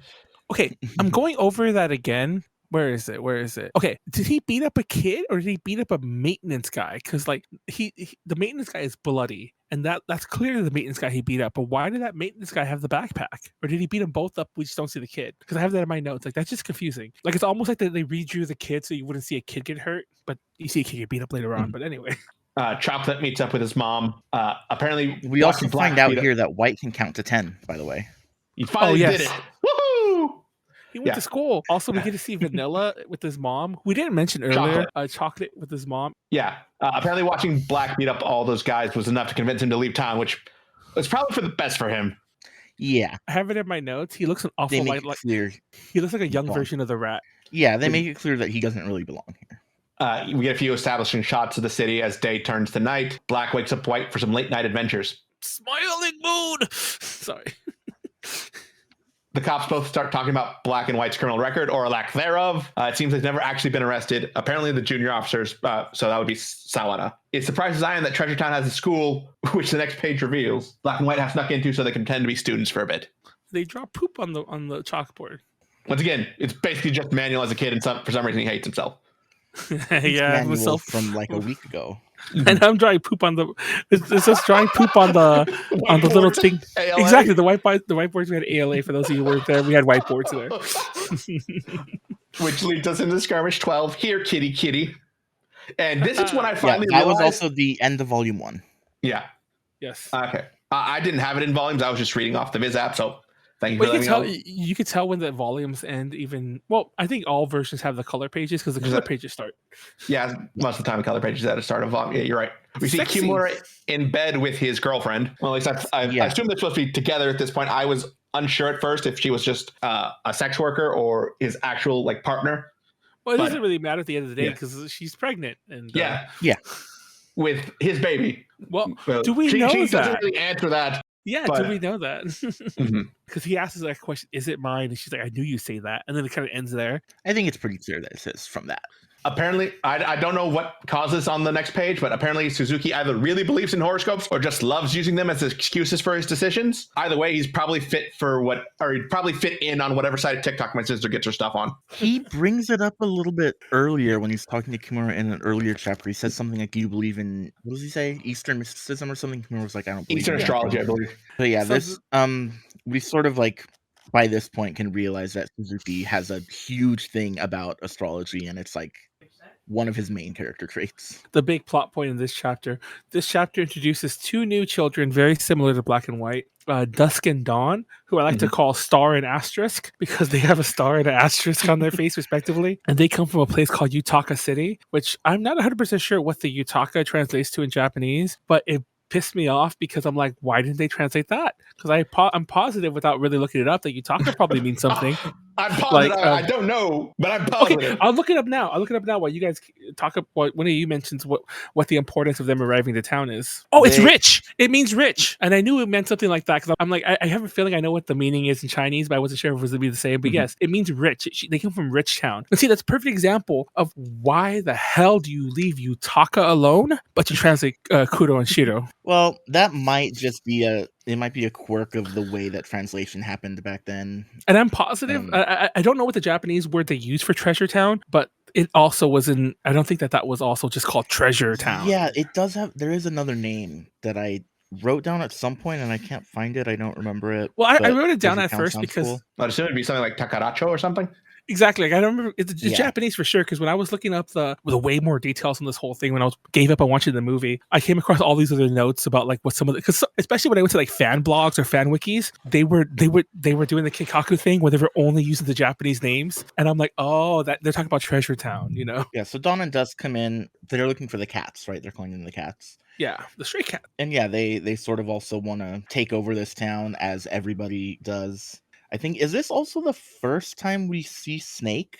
This is the first time he approaches Kimura at a bar. Kimura thinks he's pushing religion on him.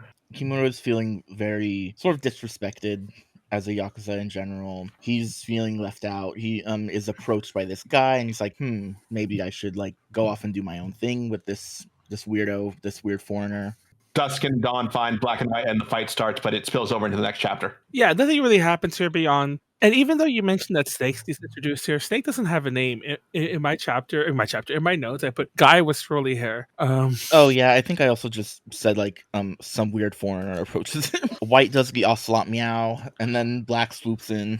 And the fight happens in the next chapter, but honestly, it is very much a Dragon Ball fight in that like we can go a step by step on the fight, but all that really happens is they fight. They kind of get like overpowered, and they realize they got to split Black and White up because, you know, they can only take them one-on-one, and that Black and White, weirdly enough, kind of split up on their own, and that's it. Yeah, that's it for that entire chapter. Spill over to a parking lot where a couple with the most generic names in all of Japan, Taro and Hanako, which I believe are literally the names used with the Jane and John Does in Japan.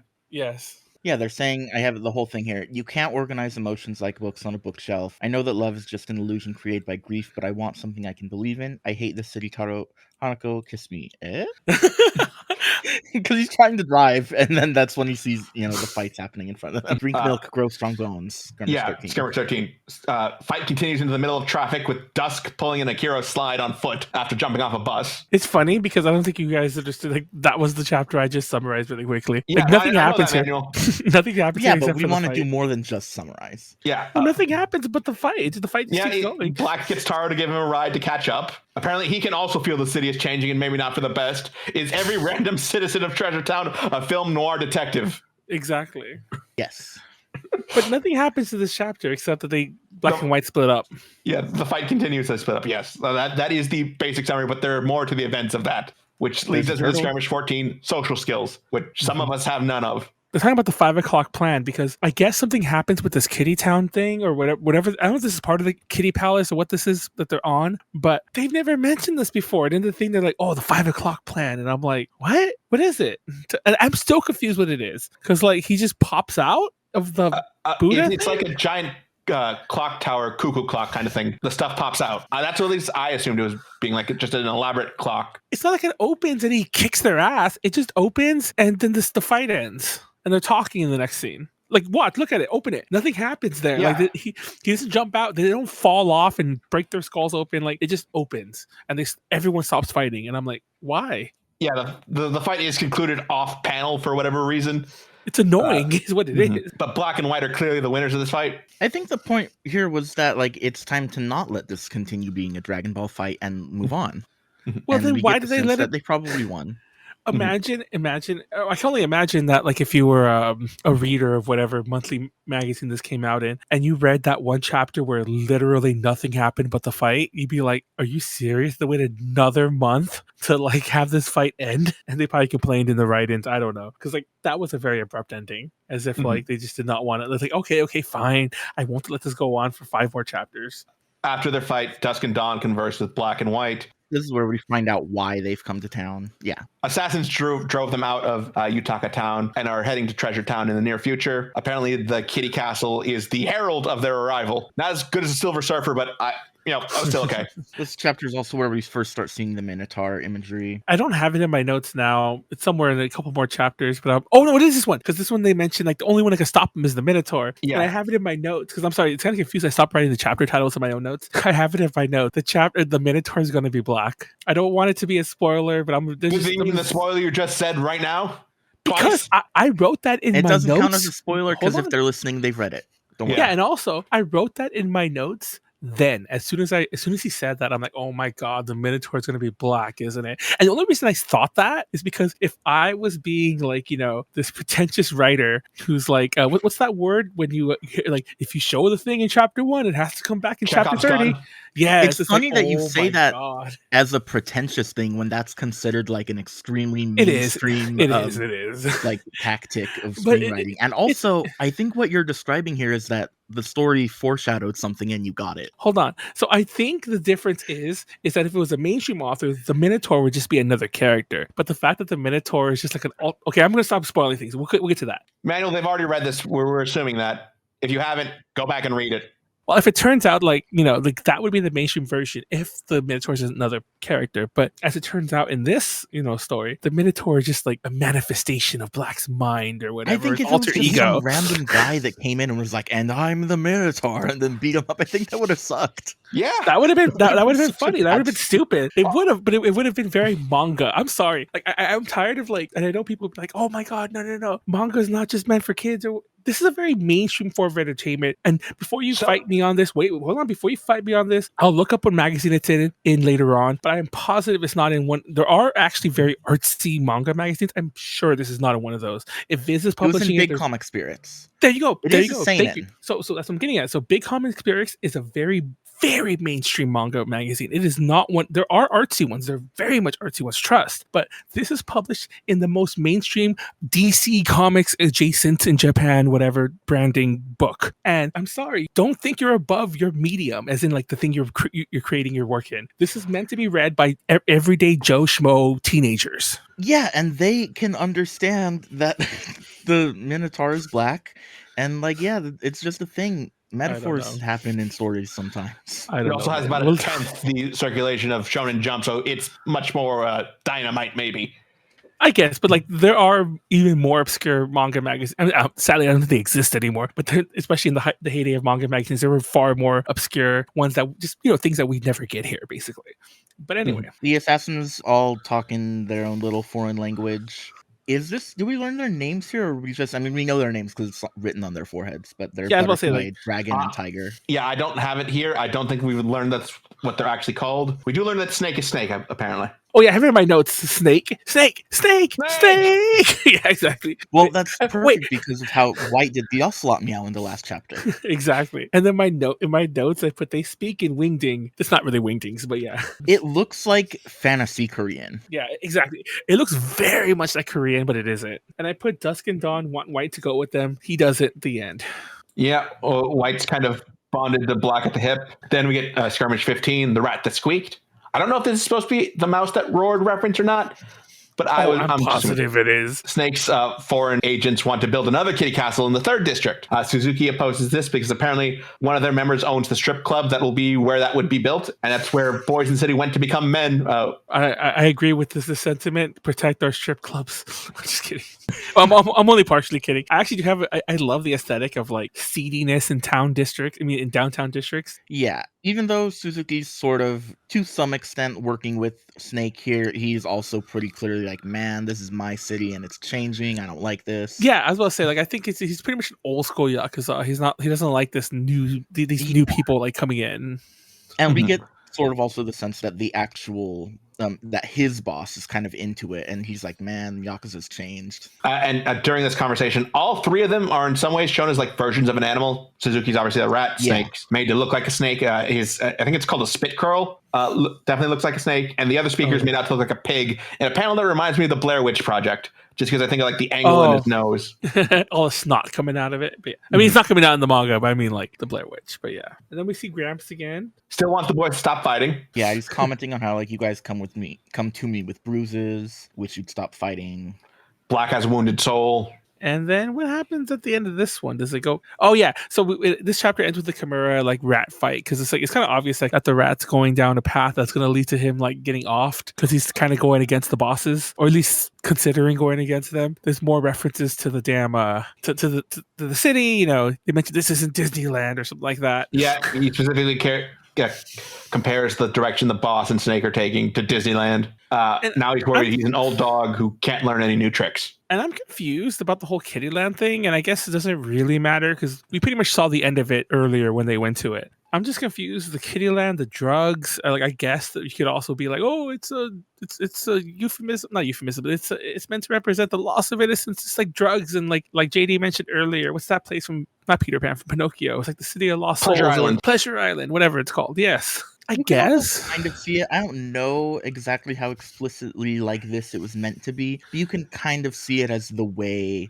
that like Disney does things. It's very sort of imparting this like image of Puritanism with like a very sort of dark underbelly hidden beneath it. Sort of like, look at how like cute and kid friendly we are, but actually it's like evil behind the whole thing. I just assumed they were using it as a front for whatever other business they were doing out of it. Yeah, that's probably more like it, but it could be read that way, I think. And then on their way back from getting soft serve, White trips and finds himself at the feet of Snake's 3 assassins, Butterfly, Tiger, and Dragon. Yeah, they're real scary and kind of curly. Oh, I have that in my notes. Kind of curly is how I describe them for sure. I like where he says, I saw some real weird guys, and Black's like smiling. He's like, oh, that's nice. Weird guys. Black goes to scope them out, and he sees Kimura solidifying his change in allegiance to Snake. And he's like, oh, they are curly. And then the next chapter, the next skirmish, it's the power of 3. 3 is a magic number, Manuel. And this is where we see their names, too, on the chapter title page here. Tiger, Butterfly, and Dragon. They also have numbers, 1, 2, 3. And they're going to try to kill him. I have this in my notes. Like, I get they're trying to kill the kids, and the Yakuza are doing all the Yakuza things, but why? Technically, the kids are... And I know that you might be like, oh, but the kids are messing up their plans. And this is the point when I stopped and thought about it for a minute. I'm like, are they actually? Because they're not stopping the production of the kitty lands, the kitty palaces. Like, no, but they have a reputation as like, these kids will come and fight you if you're a criminal, and they don't want anything standing in their way. But yeah, you get what I'm saying, though, is at this point that I realized that technically, if you just don't bother them or Tekkonkinkreet, yeah. Like, it was at this point that I realized, I guess I see why you want to kill them, to maybe stop them before they do anything, but they haven't really done anything yet. Yeah, they beat up Kimura, but if they just left Vanilla alone, that probably wouldn't have happened. Yeah, I think it's just the new guy coming to town and he's hearing like all these rumors about who the big names are, and he's like, I gotta get rid of all these, either get them on my side or get rid of them. So we've taken a long time with the plot so far, but I think things get a lot simpler from here on, because basically all that really matters for the rest of this chapter is that they send Dragon off to go kill the kids, and he stakes them out. That's the chapter. Yeah, Snake is calling it his city too now. Everyone seems to think the city is their city. We obviously look at how that means to people is another thing we're looking at throughout this. But yes, the fight with Dragon continues over into Skirmish 17, Strip Joint Memories. As I put it, Dragon continues putting the smack down to Black until White remembers there's something going on and throws a bottle at Dragon that buys them enough time to get away. Yep. It's funny because at this point that I started to think, so wait. Are they just kids? That's in the superpower thing. But yeah, they escape. They run and hide. Meanwhile, because they're in a bathroom, and I think that bathroom is that bathroom connected to where the others are? Because the others are in the strip club, as in the mob people. They're in the strip club with the rats with the police in the strip club. Meanwhile, they're fighting in the bathroom, the Dragon and the Black and White kids. And this chapter also ends with White beginning to express a distaste for Treasure Town, the same as Suzuki and basically any of the other characters at this point. His purity is starting to wane. So this one ends interesting. So Black stabs Dragon with a piece of wood, and obviously, that doesn't actually kill Dragon, but I have it in my notes. And this goes for any media, not just Tekkonkinkreet, not just manga. I hate things like this. I hate it. It makes no sense from a writing perspective. If you have 3 mega powerful assassins, why did you only send 1? I get that they're doing that for plot reasons, for plot armor reasons, or just to establish that one of them is a very credible threat, and so that 3 of them coming after you is almost guaranteed death for anyone. They don't really respect these kids. They're just like, I just need one guy. Go get him. Like, it's not even, okay, what are the other 2 doing? They're just, sitting there silently next to you. Like, you know what I'm saying? Like, I get why it happens for the terms of the plot, but it's like, it makes no sense realistically. If I had 3 assassins, if I brought 3 assassins to kill 2 kids, I'd be like, 3 of you, go. Oh, they come back 5 minutes later with the kids' heads. Thank you. Have some pizza.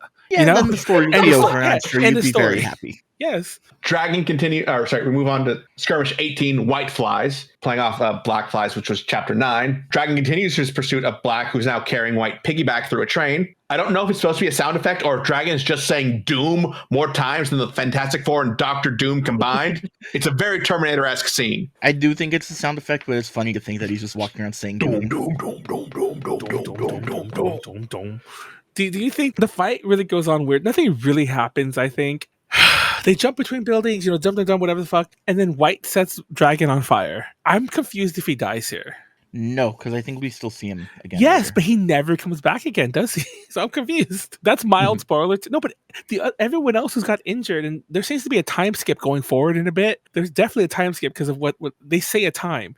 He should be fine unless he got really, really burnt. Or maybe he's just burnt so bad he can no longer fight ever again. He gets on fire and he jumps in the river, though. When the other 2 go after the kids too, it's explicitly as revenge for their brother. I don't know. This was the beginning of the, oh my god, this is Dragon Ball, because there's a lot more fight scenes like this where sure, conversation happens. We could probably say Black and White say this to each other, but honestly, nothing happens but a fight in this entire chapter, in my opinion. At least it ends. We're getting White's development more here, where he's right at the end of the chapter. He says, "This city's got to burn. White don't need this lousy city no more." Yeah, and even before then, he's talking about the house they could build on the beach or whatever. This was another thing that I think was a bit inconsistent, at least in the translation I read on the Viz app. White seems to go back and forth between speaking about himself in the third person and actually using first person pronouns. It was kind of weird. I just kind of would like to be consistent. Whether he says White or I. I know it's supposed to be childish the way he speaks about himself in the third person like that, but other than that, that's what happens, and I do like the ruining of his innocence in these couple chapters, which sounds really bad out of context. So Lieutenant White does not remain on standby Skirmish 19. So this is the first chapter, in my opinion, maybe both of you mentioned actually, where White's character changes. It's from here on where White is just gone. It seems like he's no longer on Earth, and he's his mind is somewhere else. Yeah, he's coping by retreating. So I mentioned at the beginning where the table of contents is split in half by Black and White. Yeah. It was Skirmish 17, which was the last one of the block that's in White, and then the other block starts in Skirmish 18. So yeah, like this one starts with like White just being very obsessed with the stuff in their car and stuff like that. He just like he wants to check on the apple. He's acting really weird. He kind of like his sort of routine has changed and he's very upset and he wants to get back to like his stuff. I His put it as he comfort. seems to be retreating into his space cop treasures. fantasy to cope with the trauma. Yeah. We learn Dragon is at least alive at this part because he's admonished by Snake for being unable to kill 2 children. Yeah, I have it in my notes. Oh my god, I know he jumped in the water, but is he fucking Jason Voorhees? Because it's like they stabbed him. He fell through buildings. It's like, like through concrete, through Tekkonkinkreet, and somehow he's still alive. And then Suzuki admonishes Snake for trying to even take on these kids. Yes. Then meanwhile, Black decides to go back to the car and get some stuff or whatever. But he gets sidelined by some random gang members that he beats up. And meanwhile, he's beating them up. White's all like, I gotta go check on the apple tree.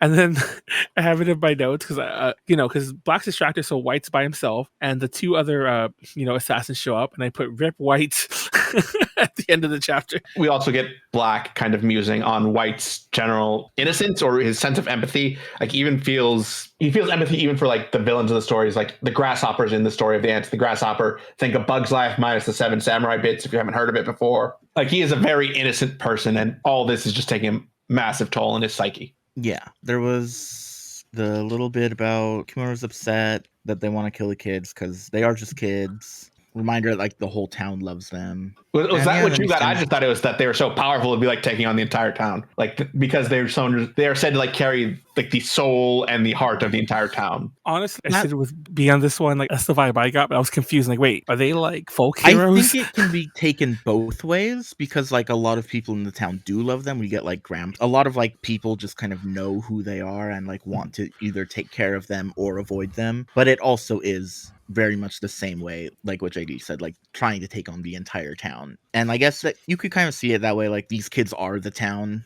in like a metaphorical way or whatever. As the town is changing, they're changing. So the next chapter is called Are We All Alive? My note is literally 2 sentences. Black can't find White and he gets stabbed. Oh, look, the cops. I mean, we start with the cops, but okay. Gun nut cop Sawada doesn't like winter. He finds it suffocating.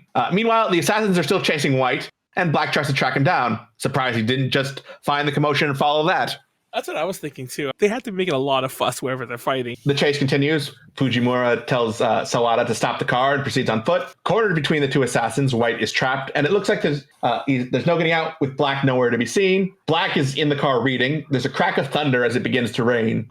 We get a close-up of White's face, followed by a close-up of a flower. Then a close-up of a sword in White's abdomen, followed by a close shot of a field of flowers. Then we get 2 wider shot panels showing White's reaction to being stabbed, and in the second, his face colors have been inverted. We get a far shot of the kind of home described in Chapter 18. It's not in color. I'm just going to assume it's blue. Right before the assassin tries to stab him again, the cops show up, causing them to flee, because apparently they don't fear 10-year-olds, but they fear cops. Oh my god. Don't get me wrong, that was a very accurate play-by-play of how that went down, but I love that you described it in exactly the way I'm sure Mr. Matsumoto probably had it in his head. It reminded me a lot, if you've ever seen Buffy the Vampire Slayer, the TV movie, the theatrical movie, where like Paul Rubens' character, he gets staked, and he's like, and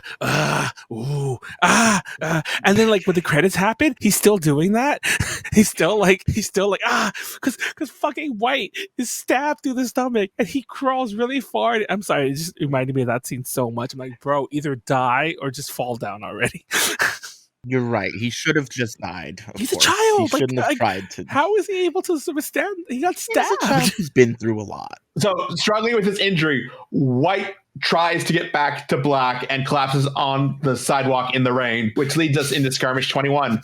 Heartbeat, harmony, escape, afterimage, friendship, and recurrence. I believe those are my Winter Soldier activation words. Exactly. That sounds like a code. I like how Black never saw any of that. He just slept through it all, was reading a book. Yeah, you get a break. I was laughing my ass off here because, White apparently crawled back to the car and... I don't mean to keep laughing. I already killed the joke in the last one. I forgot that it happened to this one, at the beginning of this one, not the end of last one. But it was just like, oh my god, he did the Paul Rubens credit sequence from Buffy the Vampire Slayer. I'm like, oh my god, I'm sorry. That's just too funny. And it's even funnier when you realize that movie came out only about a year or 2 before this manga came out. So it's like, did he see it? I doubt it, but it's just funny. Nobody saw it. I didn't even. Exactly. Nobody saw it. Nobody's seen that movie even today. You say Buffy the Vampire Slayer, you think of Sarah Michelle Gellar. So yes, White collapses in front of the car. Black wakes up about the time White arrives. Meanwhile, the cops are looking for them. They realize they must have gone to a hospital. Apparently, their district alone has 50. I'm wondering, you have that many qualified doctors? But they only have one school. Apparently. Also, the doctor looks like fucking Blackjack. We learn that there's also a juvenile division of the cops because their boss tells them it's a matter for them. The rat is apparently getting out of the syndicate because he disagrees with bosses. We learn this from their boss, the cop boss, I guess the chief. Yeah, and he's busting I can't remember the character from what movie, but he's doing that thing where he's basically letting himself get killed because he keeps referencing like, where are your bodyguards? Like, oh, I sent him home. Mm-hmm. I don't need him because it's like he doesn't care what's gonna happen to him. That conversation with the doctor, by the way, is where the doctor refers to Gramps as Genroku. Yeah, that's when we learn his actual name. Oh, okay. I didn't even notice that. So currently White is stable, but we don't know if he's going to live or die yet. That'll just be determined over the next few days. During this time, Black keeps an unbroken vigil by White's side. He hasn't said a thing. He won't eat. He just sits there. The cats are there too. I'm sure that you and B would have a lot to say about this, but literally it's like 8 pages of silent nothing. No, the moon's there and it's very happy. It's artsy fartsy nothing because there's water dropping, there's the moon, he's in the water, there's a turtle, it's like, oh my god, time is passing, they're waiting, Black's worried to find out if White's gonna make it, and that's the kind of thing that you be like one day later. Time is passing.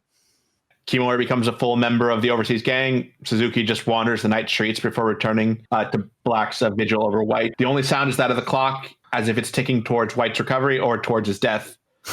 We're then taking into White's dream. He's swimming with the fish in the ocean. As he gets to the shore, it's a very kind of surreal, kind of cubist looking area. He hears someone calling out to him. He thinks it's Black, but he can't see anyone. He picks up an apple and looks around. The shore gives way to a drop of water, then the moon as the sun rises over it, and finally White wakes up to see Black, and both boys are overjoyed. Cue the sunrise over the city as well. Inside of you, there are 2 wolves. One that described that scene how I did, and one that describes it how JD just did. Because he literally said exactly what I just did a minute ago, but like literally exactly like as a writer would describe it. Yes, Manuel. Yes, but I'm like, nothing happens. We see a sun. We see the water. Which leads us to the skirmish 22. Black cries, completing our quartet of X flies, Y cries. Chapters. My one sentence for this one. Mm-hmm. The cops come and take White. Old man has a convo with Black. Black lets them take him. The all is lost moment has arrived. You guys can elaborate more on that. That's pretty much my my thoughts on this. So you're just here now to say nothing happens in this chapter. You guys talked about how nothing. Okay, there's like 3 more chapters where I have a lot of more notes, but like almost every other chapter is one sentence. One sentence. A lot of them end with "what the fuck" or "nothing happened." So yes, having woken up, White is overseen by Dr. Fukude. Again, I don't know if we gave his name in the last chapter. Oh, I just called him Blackjack. So. Yeah. He's apparently recovering phenomenally, which, okay, maybe they are really superhuman at this point. It's Wolverine. White also tells his story to the doctor. Gramps tries to tell Black the story of Noah's Ark to try and convince him that people who believe are the ones who get saved. Black doesn't seem to buy it. He is very much in the same camp as like Kimura at the start. He doesn't believe in anything except maybe White, and it's their bond. It's the only thing that's keeping him going. The cops are planning to separate Black and White while Black is out with Gramps. Black is beginning to crack under the pressure and has lost his faith in his connection with his White. He's tired, and White just keeps talking nonsense. He doesn't know how much longer he can protect White. He doesn't believe in God, but even if he did, he doesn't believe God would be on his side. Gramps tells him that from his point of view, I have here crossed out the Jedi are evil because wrong story. White is the one protecting Black, and he has faith in Black even if no one else does. So the cops take White into their custody just as Black is returning, heralded once again by his bird, which I still don't know if it's a crow or a raven. Fujimura asks if Black understands and accepts what they're doing, and Black agrees, lying that White has always cramped his style. Side note, I'm so lucky this came out 30 years ago today, because I feel like a modern translation would have used a lot more modern slang I'm too old to understand. Wait, what'd they use? I think it was cramping his style or something, just was trying to write it in slang. He would have been like, nah. White skibbity. It was like, he's just skibbity. He just had too much Ohio Riz. So yes, this chapter ends with White yelling at Black to take it all back. They need to stay together as partners. Meanwhile, Black is barely holding back his tears that give the chapter its title. It's a tough party on both of them, but it's one that Black now feels is necessary. And this is the end of volume 2, and also where Black is now going to see a huge change. He becomes the beginning of the Minotaur. Which leads us into Skirmish 23, A Touch of Evil, which I believe is a film noir reference. It's an Orson Welles film. So we get color pages again out for the start of the new volume. Winter has fully come to Treasure Town. White is in police custody. Sawada, the gun-toting cop, and old cop Fujimura come to check in on him. He's apparently staying in a converted interrogation room that's made to look like a normal bedroom because apparently the foster system or any kind of childcare does not exist in Treasure Town.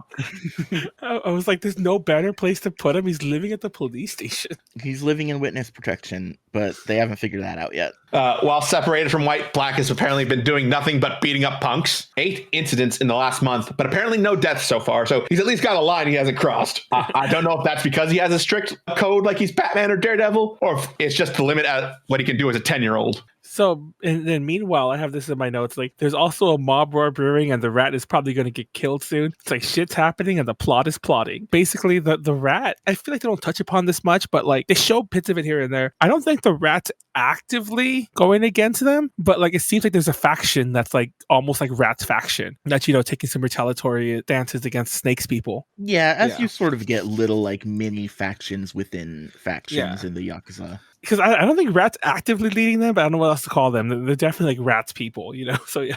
And while all this is going on, some kids on the street are talking about Black and White. When Black suddenly shows up and beats them up for no apparent reason, is this a sign of his worsening mental state? In this haha scene, like the way he looks kind of like Crow-like from the comic books. Have you ever seen like the way like Crow looks a bit more bedraggled and wild looking? The Crow, I mean to say. I've seen this manga panel a lot in references in my youth. This manga existed in your youth? Are you sure? I told you. Okay, I didn't know it. Don't get me wrong. I'm not trying to say I read it in my youth. I really didn't. But this got a translation in English surprisingly early on in the manga days. I think this is an old joke. Move on. Your manga were cave paintings if you were lucky. Fuck you, I hate you guys. Anyways, I've seen this picture a lot. I found it wild that like it took this scene for me to remember like, oh, this is where it clips from, a panel. That's what I'm looking for. Anyways. While this is going on, White's city sense also seems to tingle. Oh my god. City sense? He's connected to the pulse of the city, whether mystically or just instinctually. He just has comment on everything bad going on and it affects him directly. Suzuki meets up with Black and monologues about the worst thing in Treasure Town. He leaves Black with "See you in hell." Black ends the chapter with "This town is hell. This town is evil." It's funny because that's the level of like artiness I want, where you just like it's very on the nose. Like I feel like I don't know if the author for these next couple chapters felt like, okay, I'm tired of like, you know, being of drawing the fish and the house and like, you know, the apple tree. Like, you know, it would just like be obvious. I feel like most of this has been very on the nose.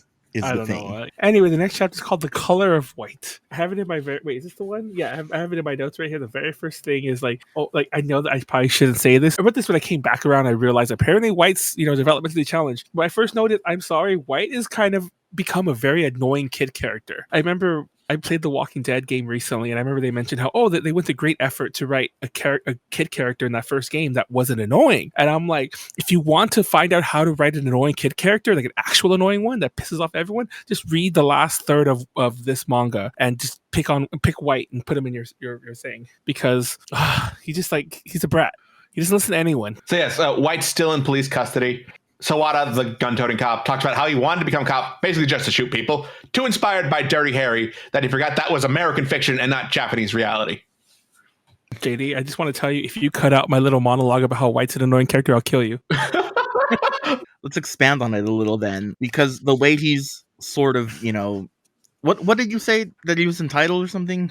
No, he's just annoying. He acts very bratty, because like from here on, there's a weird there's a very there's almost a parent-child relationship between the gun-toting cop and him. Yeah, Sawada and him. Even though I get that's meant to be kind of endearing between the two of them and like, you know, develop a new bond, like a different bond than he had with Black, it's still like, oh my god, every so often he just acts like that kid that screams in the supermarket, you know what I mean, and throws a tantrum. Well, and he does that stuff literally. He's never really had much structure. The closest thing to a parent he had was Gramps, who shows up every now and then. And then the other thing too is his life is changing so much. He's kind of used to being on top. You know, it's kind of like Black runs the city, but White's there too. And he kind of has felt like he runs everything. And now suddenly he's in a completely new setting that he's never like had to live with before. I guess fair. Also, I want to point out that he's like, also 10. Yeah. Also, when he's out with the cop guy, the black cat's with them, which has happened a few times here and there. Like we just don't mention all the time. But I'm like, oh look, the black's still with him. It might be useless talking to Manuel like that. He's also the one who advocated for killing the kid in the Babadook. Oh yeah. Anyway. At a bar, Snake gives Kimura a new gun and orders him to kill Suzuki with it. We get some very classic gangster lines from Snake here. Like, there's only one thing I hate more than repeating myself, and that's singing karaoke. I want to know the why of that. I love that. This is before Yakuza, obviously, way before. Yeah.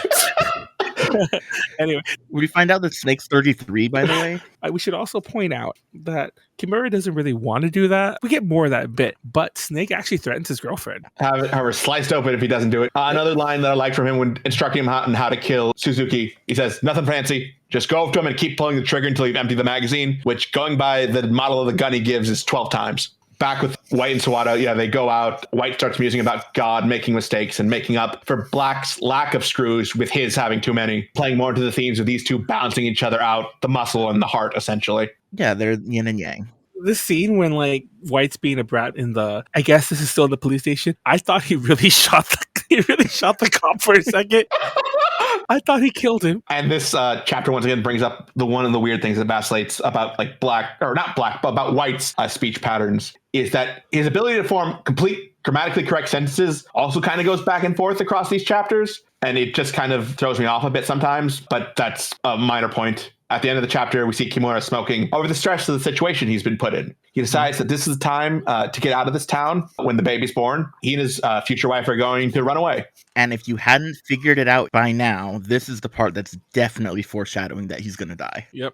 Meanwhile, Black and White are shown in reverse scenarios. From atop a building, Black is looking down at the city superhero style, while White is looking from his bedroom windows up towards the sky as if each is searching for the other. Okay, so you notice how that moon is round and not a crescent smiley face? Just want to point that out, everyone. Because the face is in the crescent and it's a full moon right now. Which leads us to Skirmish 25, a day in the life of the rat. Okay, so apparently his day begins at 6:30 p.m., so he's clearly motivated. It's me, been rotting all day. Suzuki the rat gets a call and excuses himself from the gang office. One of the others tries to go with him, but he uses astrology once again as an excuse to go alone. He apparently never learned from the Legend of Zelda. At 7:30, a group of older men find Black collapsed on the street. They wonder if he's dead, but he starts talking back to them. His hair has been unkempt the last few times we saw him after the separation, and he's wearing a necklace lined with skulls. Are they real? Are they fake? I really don't want to know. It's funny because, not to throw another Son of Wukong reference out here again, but his appearance is very much like, I don't know if it's like this in any Japanese adaptation, like I haven't seen enough of them to know that, but it's very much like Sawu Jing, the sand demon. He looks pretty much like this. He has he has a staff. He has a different kind of weapon, but he has the necklace made out of the skulls of the people he's killed. I don't know if those are real, but they're weirdly sized. So if those are skulls, probably kids. But anyway, moving on. At 9:30, Suzuki has a meeting with Kimura over drinks. Kimura tells Suzuki he's getting married in the spring and asks Suzuki to be his go-between. I don't know if there's an implication here, but Suzuki refuses whatever it is. For someone who's supposed to be killing this guy, Kimura's not doing a whole lot of that. Their meeting apparently goes on for 5 hours as they're shown walking the streets at 2:30 a.m. Just to clarify, I think, no, this is my moment to get a little deep here, because once again, I think this is surface level deep. I think that question was kind of a test, and that probably if the rat had said something differently about that, if he'd been like, sure, I'd be happy to. I think that was the implication to run away with him, that he would be alive. You may also notice that at 2:30 a.m., the moon has a face again. Sorry, Ben. I was going to say that too. Thank you for bringing it up, though. Oh my god, it was a full moon last night. Now it's a smiling face at crescent again. The phases of the moon are different in Treasure Town. Apparently. Suzuki asks Kimura when the baby's due, beginning of April. He laments that Suzuki laments that he lost both his parents at a young age and collapses in front of a scooter. Kimura, as of now, figured out that Suzuki knows that he's going to kill him. Yeah, Suzuki just says, you're an open book. I've been able to read you all night. Suzuki lights one last cigarette and says this is a nice day to die. This whole, from the day I was born, the moment of birth signals the arrival of death. He only asks that he not be shot in the head. Before Kimura pulls the trigger, Suzuki goes over all the advice he had given Kimura for when he has to kill someone. We don't see the gunshots on page. All we see is an aluminum can rolling down the street, making noise. Then we see Suzuki lying in a small pool of his own blood. Cigarette still lit, but it's now out of his mouth. Black is seen approaching shoes first, as he and the bird look upon the scene, a spotlight seemingly cast upon it. His final thoughts are wondering if Black is going to stay around and complaining that the town is too cold and too cramped, followed by a flood of memories from his life. By 3 a.m., Black is dead, alone, except for a black cat watching over his body. Black has apparently put the cigarette back in his mouth. I guess it can't kill you if you're already dead. So apparently a day for the rat is about 8.5 hours. Yeah. So it's funny because when they show his death scene, they have the light flashing before his eyes from when he joined, when he first met Kimura and so on. But it also shows, I guess, when he first met Black and White, when they were even younger. I'm like, I kind of want to know that story, the first Black and White Kimura story. Which moves us into Skirmish 26, The Color of Black, once again playing off The Color of White from chapter 24. Yeah, and speaking of which, on this one, it says yes on Black's face, and it had said no on White's face before. So yes, we see Fujimura talking over the death with the coroner. Yeah, he rules it a suicide. Like, obviously, he doesn't actually think it's a suicide. I think he's just kind of like, yeah, this is over. Just say it's a suicide. White seems to be in a better mood. He's thinking up new songs again. Meanwhile, Black is visiting Gramps. He swapped out his skull necklace for the Millennium necklace from Yu-Gi-Oh! Wait, what is it? It's got like the eye shape that reminded me of the Millennium necklace. That's all I'm saying here. In my notes, I wrote that too. Once again, I'm not sure if this is meant to be a Wukong reference or Journey to the West reference, but that is similar. It's like the prayer bead necklace that Sa Wujing also exchanges the skull necklace for when he goes on this journey to like redemption. We clearly should have just told him it was an entirely new retelling of Journey to the West, and he would have enjoyed this so much more. Exactly. I wonder if that's why he's mad, is because it's not explicitly a retelling of Journey to the West. So Black hands Gramps the money he's earned, but Gramps obviously refuses to take it. Apparently, he has done this multiple times before in all the time that's passed. Black tells him that Suzuki is dead, but it seems the whole town already knows nothing travels faster than bad news. We see just how far Black has gone now. There may be no coming back from this. Meanwhile, White and Sawada are enjoying some time out. White's just a bit spaced out, but the two attempt to enjoy some candy apples. Sawada doesn't care for the sweetness, apparently.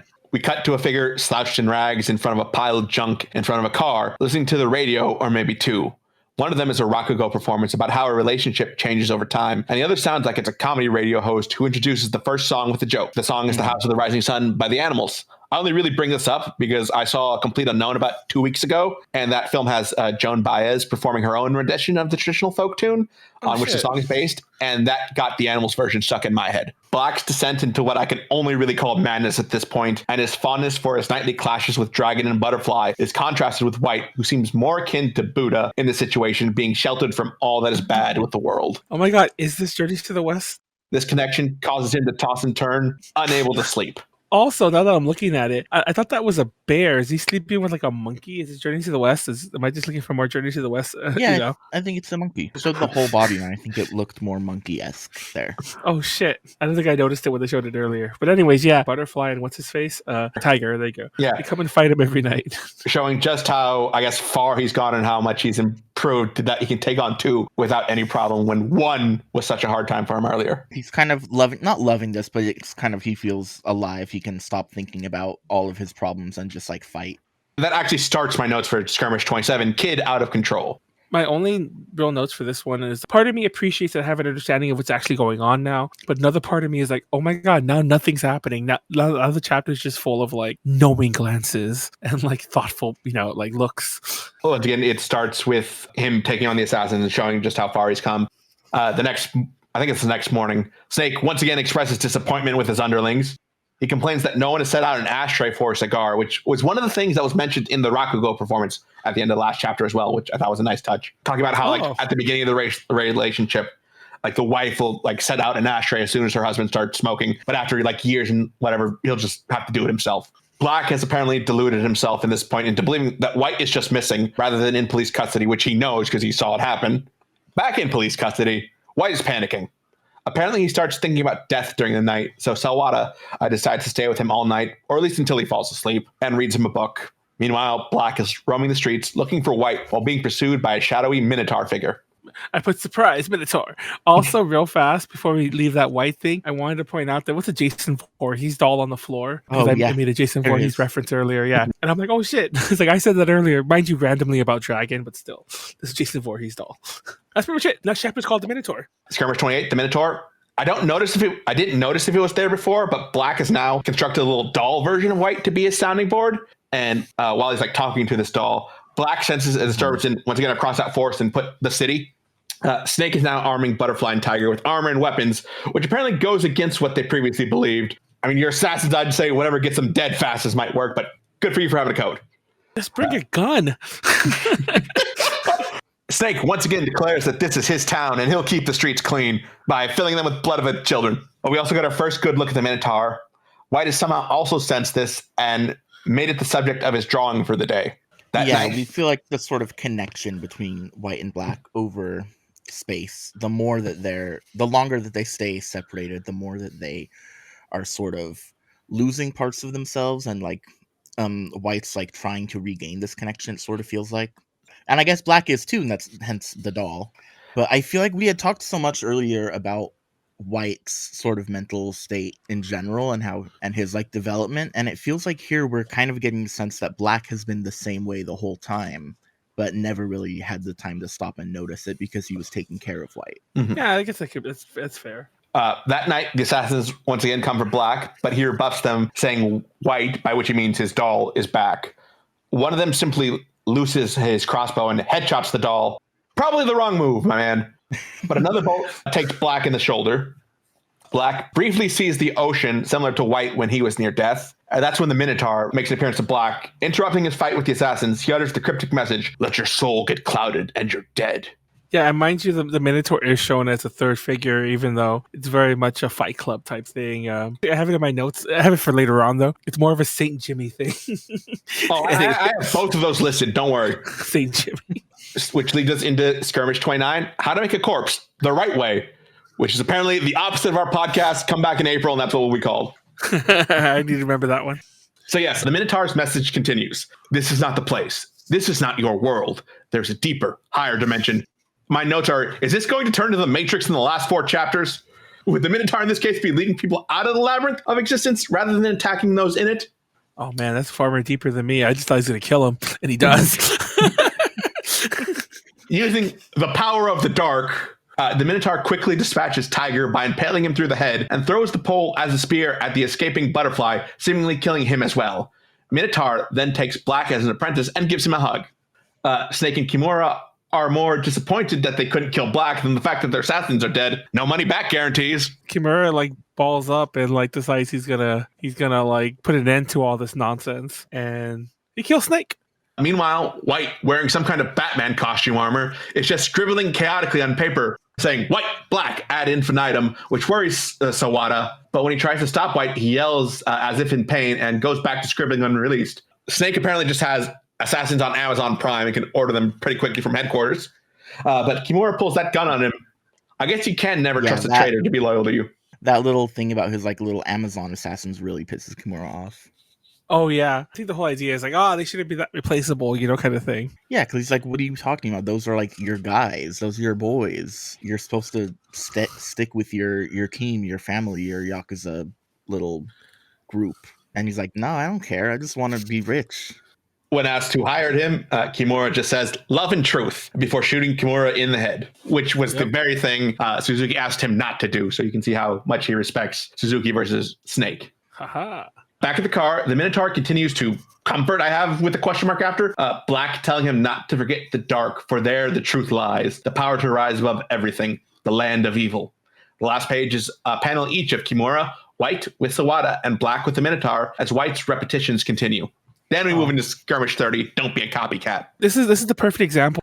These next, including some from the last one, and the next like 10 or so pages are the perfect example of, I get why you'd want them to be there for like some sort of weird character. First of all, we've seen these exact sets of images before. It's just like, oh my god, just end the chapter or put an actual plot thing in it, because like there's a lot of like, just like, once again, there's a lot of like knowing looks, stares, and like looking off in the distance, and like, and while Black's doing this, White's doing the actual opposite. And don't get me wrong, I see this stuff, I understand what they're going for, but it feels like almost like what B said earlier, there's times when I feel like it's too on the nose, or it's on the nose, and I'm just like, oh my god, did you just learn what like, an allegory is like in, high school last week, and you decided to draw this right after? Because the first 10 pages of this chapter, particularly the last couple of the last one, are the artsiest thing I've ever seen in my fucking life. And I mean artsiest in the worst pejorative, pretentious-y way. So Black is dreaming that White is showing him around the place where they really belong, and the Minotaur's like, hey, cut that shit out. Exactly. Black is seeing a sprout where the tree was planted. Like the dream area White leads him through. Looks like it was ripped out of either Labyrinth or MC Escher with its impossible geometries in some places. Looking back, Black sees the shadow of the Minotaur, and White's not there when he looks back. The Minotaur repeats the cryptic, not the cryptid message, to avoid clouding his soul because it will be the death of him. Black then wakes up alone in the car. White is still apparently scribbling in the same manner, but he at least stopped repeating white, black ad infinitum. We also see the Minotaur doing Black's thing of standing high above the city and looking out at it. Yeah, so this is sort of, we're starting to get Black's like alter ego sort of saying like, hey, no, don't worry about White. Don't worry about going back to like your brother, family, whatever. And sort of like, no, like come to me, join the dark side. We'll rule the galaxy as you'll be as strong as the darkness inside your soul. And sort of like tempting him to like keep going down the same path that he has been going down. And Black is kind of like, I don't really want to do that. I feel like this is the wrong way to do this. Not reading the wrong way though. No, because he probably doesn't know how to read.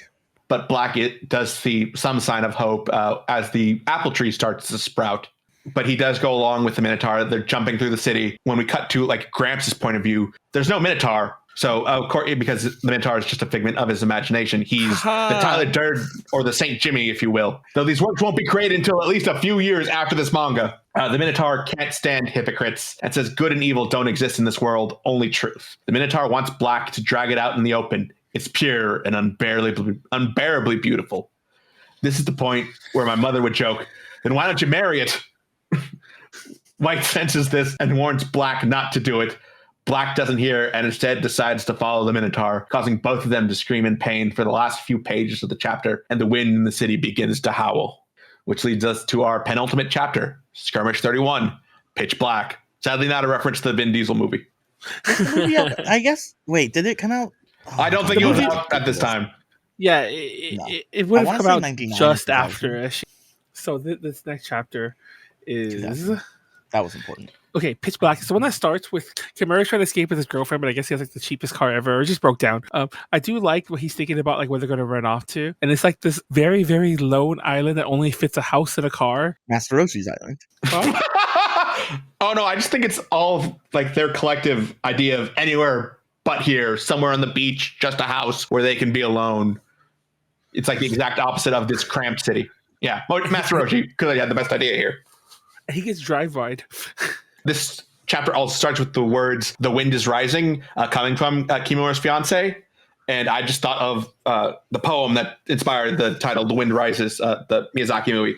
And the follow-up to that is, we must try to live. That's what they're trying to do in this chapter. I don't know if he's specifically referencing that poem, but that's what I'm reminded of. And I'm sure there's something really deep about, him getting shot, White screaming, the Minotaur taking the damage. I'm sure there's some very pretentious reason why that all happened. I don't know what it is, though. But that's what happens. Kimura gets shot, White screams, and the Minotaur, a.k.a. Black, takes damage. Like, the Minotaur reacts to it as if he's hurt. Yes. Health bar is lowered. Yes, exactly. Reacting to all this, the Minotaur says that White is in the way. He's the soul of deceit, the finest example of hypocrisy. The howling seems to end at this sign. The howling, I believe, of the wind is what I'm describing from the end of the last chapter. Back at Kimura's death, he asks his girlfriend to name their child Makoto, using the kanji for truth.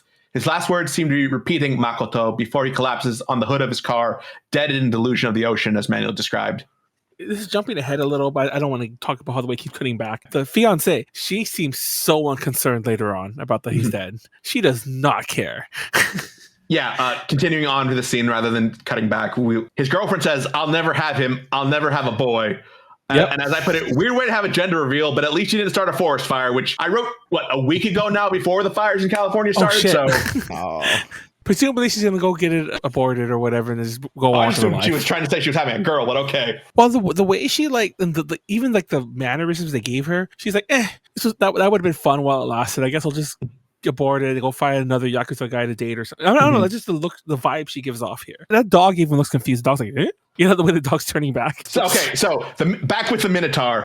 He continues waxing philosophical to Black about how everyone is afraid of the dark, which causes them to make light and shine it only on what they want to see. When the Minotaur faces him, Black notices a scar on one of the Minotaur's eyes that looks familiar. We return to White screaming in pain as the cops try to hold him still. They're worried he might bite off his tongue.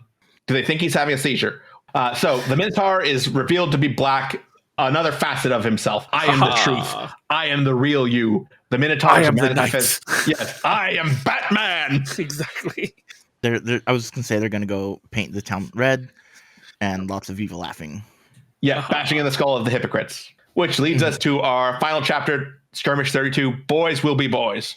You know, it's funny. I just want to say the last one. You mentioned paint out red, like kya ha ha ha ha. I just like that laugh. I like when any laugh is spelled out kya ha ha ha ha. And thus the confrontation between Black and his inner demons begins. White seems to have at least calmed down and figured out what he has to do to help Black. He talks about how he's got all the screws that Black is missing. He agrees with Sawada that he needs to go to Black, but not yet. He begins drawing a picture of the house by the ocean he described all those chapters ago. Meanwhile, the Minotaur wants Black to give into his rage, his jealousy towards the love White received, how innocent he played when White was nothing without him. The Minotaur is the absolute worst facet Black could hold on to. He's the Black that believes in every evil and corruption, in injustice, decadence, agony, rage, hatred, and cruelty. He tries to break down any goodness still left in Black to get him to accept solitude, but Black refuses. He tells the Minotaur that the apple tree sprouted. He thought White was crazy to plant anything in this town and expect it to grow, but White's optimism, his enthusiasm, and maybe even his innocence has rubbed off on him and made him a better person than the Minotaur ever could. He chooses to reject the Minotaur, even if that means his death. The Minotaur wounds him in the palm to leave a mark that he will always be inside Black. Black tumbles for a bit in this dream world before both he and White are shown waking up. Wow, you have a lot more.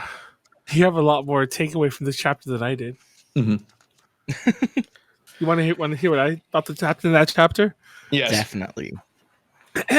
Oh my god, that chapter was full of horror imagery and eternal battles, but nothing happened. It's the battle for Black Soul Manual. Yeah, just because nothing happened externally doesn't mean nothing happened, because sometimes stories are about stuff that's internal as well. Once again, you gotta remember, this was somebody waiting a month for this, and this is all they got. I'm sorry, nothing happened. But they fought through their sort of individual problems to get back to kind of like, we got to get back to each other. That's all that matters, is our brotherhood, relationship, friendship, whatever word you want to use for it. But it's sort of them, fighting through their own internal struggles to get back to each other. So the craziest thing about that is, I know there's one more chapter, but the numbering stops here. This is technically the end. In terms of another chapter. Viz didn't have another chapter on here. Are you serious? This is where I thought the story ended. I was wondering, where's the denouement?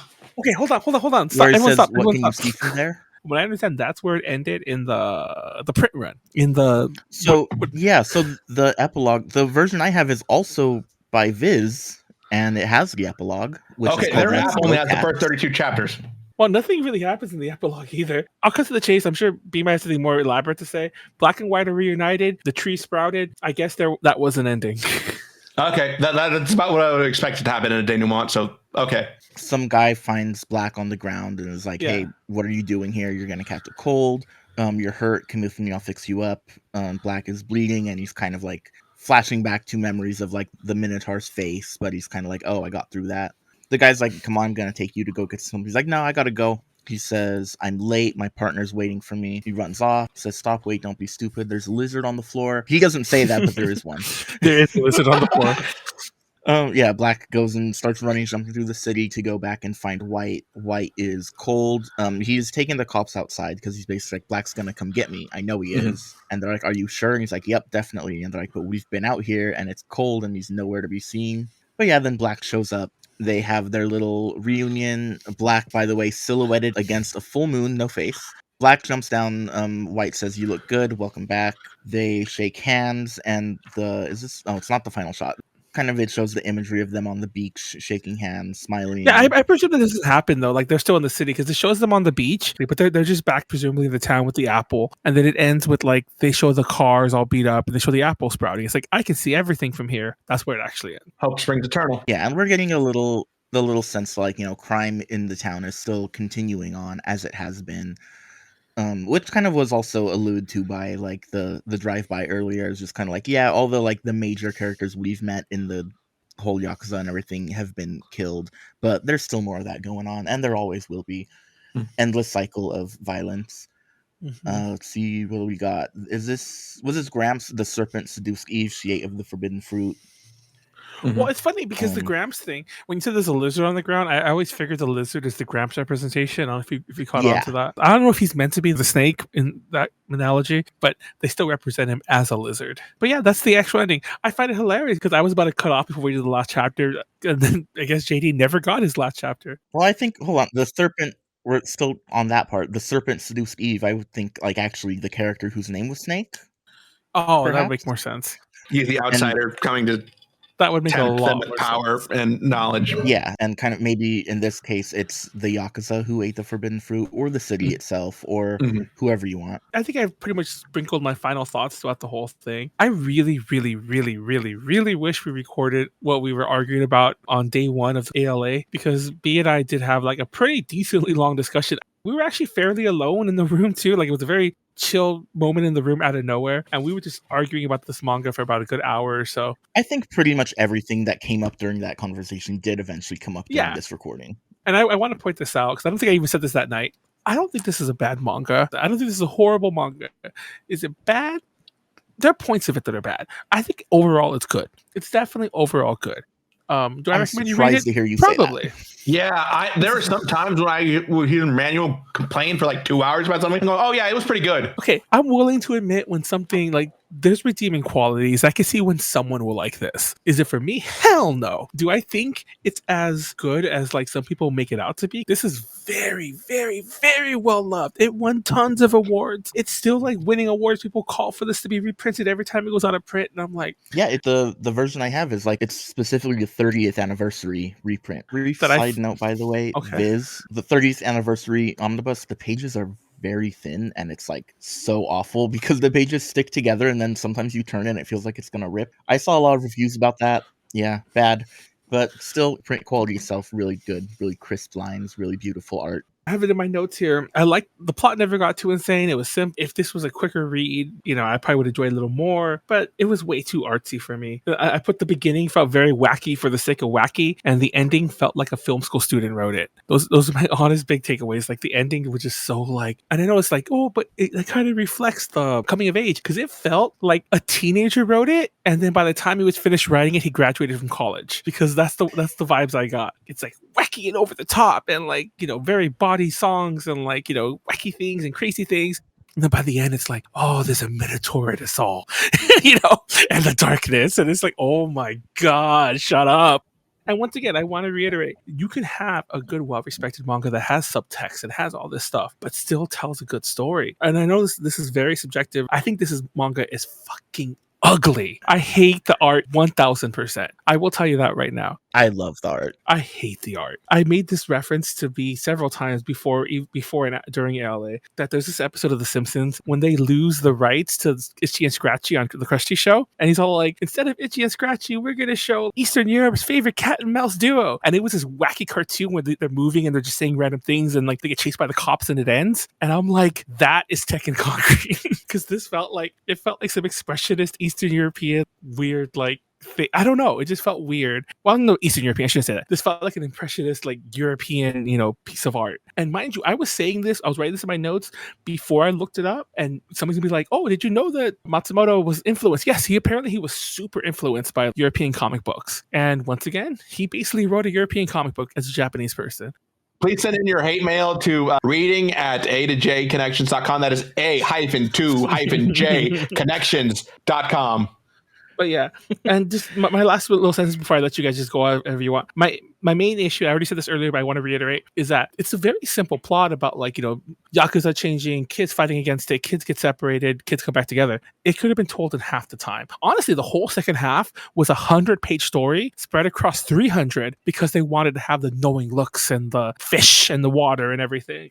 I think it could have been told quicker, but I'm not mad that it was told this way. I really love the manga. I love the art. I love the story. This was like on the top of my list for like years of ones I wanted to get to and read, and I had to start a podcast to eventually actually get around to reading it. But I don't regret reading it. Yeah, I want to point that. I do like broadening my horizons. I would never have read this. I will never read it again. But I do appreciate that I've read it, you know.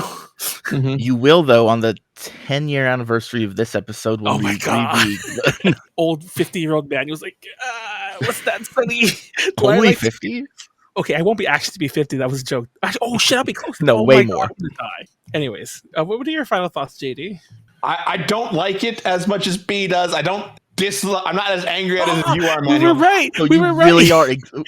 We guessed this. Like when we Yes. were sitting in the hotel room, I was like, I'm sure JD's right in the middle of us. I'm the solid A-, B+ kind of type. I do think there are some things I would have cut out, some repetitions I didn't really care for. But other than that, I like the story. I liked how it kind of centered their relationship with the state of the city and the people around them. I think it was very emotional ride, and I really liked it. I mean, What I are wish your it had a thoughts? denouement available on Viz's app, but hearing that Yeah, there actually go is find one that. was nice. Yeah, that's Yeah, wow.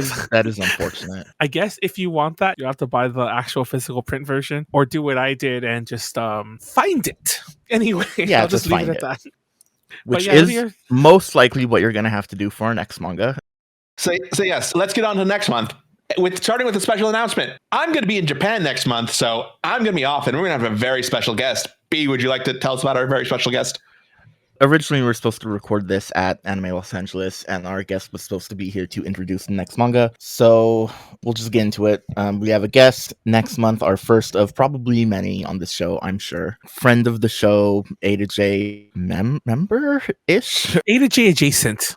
Ruby is going to be here. We will be reading Moto Hagio's single volume manga, They Were 11. This is from 1975. It's a classic sci-fi shoujo. It's technically not in print, although actually by the time this episode comes out, it might be.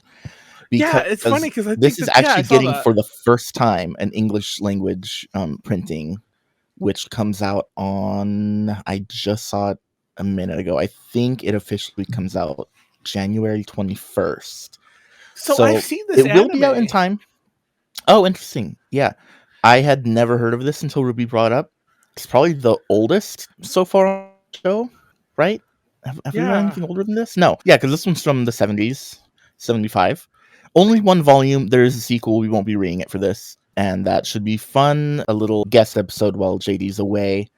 I know Ruby has a lot to say about it. I haven't read it yet. Manuel hasn't read it yet, I assume. Yeah, I've only seen the anime. It used to be one of those anime that you could get on DVD, like, well, cheap too, but it would come in like 2 packs. And I used to like, I want all of them. It was like a weird collection of mine. And yeah, I know it was also printed in like a collection of shoujo manga. I think it was called 4 Shoujo Stories, an anthology. Also by Viz, our best friends Viz. Viz sponsored the show. All right, yeah, well, it's a really short one. I'm sure we'll have certainly shorter episode than this one. I thought this would be the shortest episode of them all. Go figure. That's it for this episode. Please consider supporting us on Patreon if you like the show. Every dollar helps. Patreon.com/A to J Connections. Yeah. Follow us on social media and also like give us some feedback. Let us know if you like the show, if you hate the show. All of our socials are around. I'm B1000 on pretty much everything. I'm Alevic_222 on everything. I'm either JD Kelly or Jeffrey D. Kelly on everything. That is JEFFERYDKELLY or JDKELLY. I plan to have this up on, if you're listening to this on YouTube, click on the links. If you listen on Spotify, there'll be the links in the bio. If you're anywhere else, find the links. They'll be somewhere. I just don't know where they'll be exactly, but probably the bio. For A to J Connections, I am JD. I'm Manuel. I'm B. And we will see you next chapter.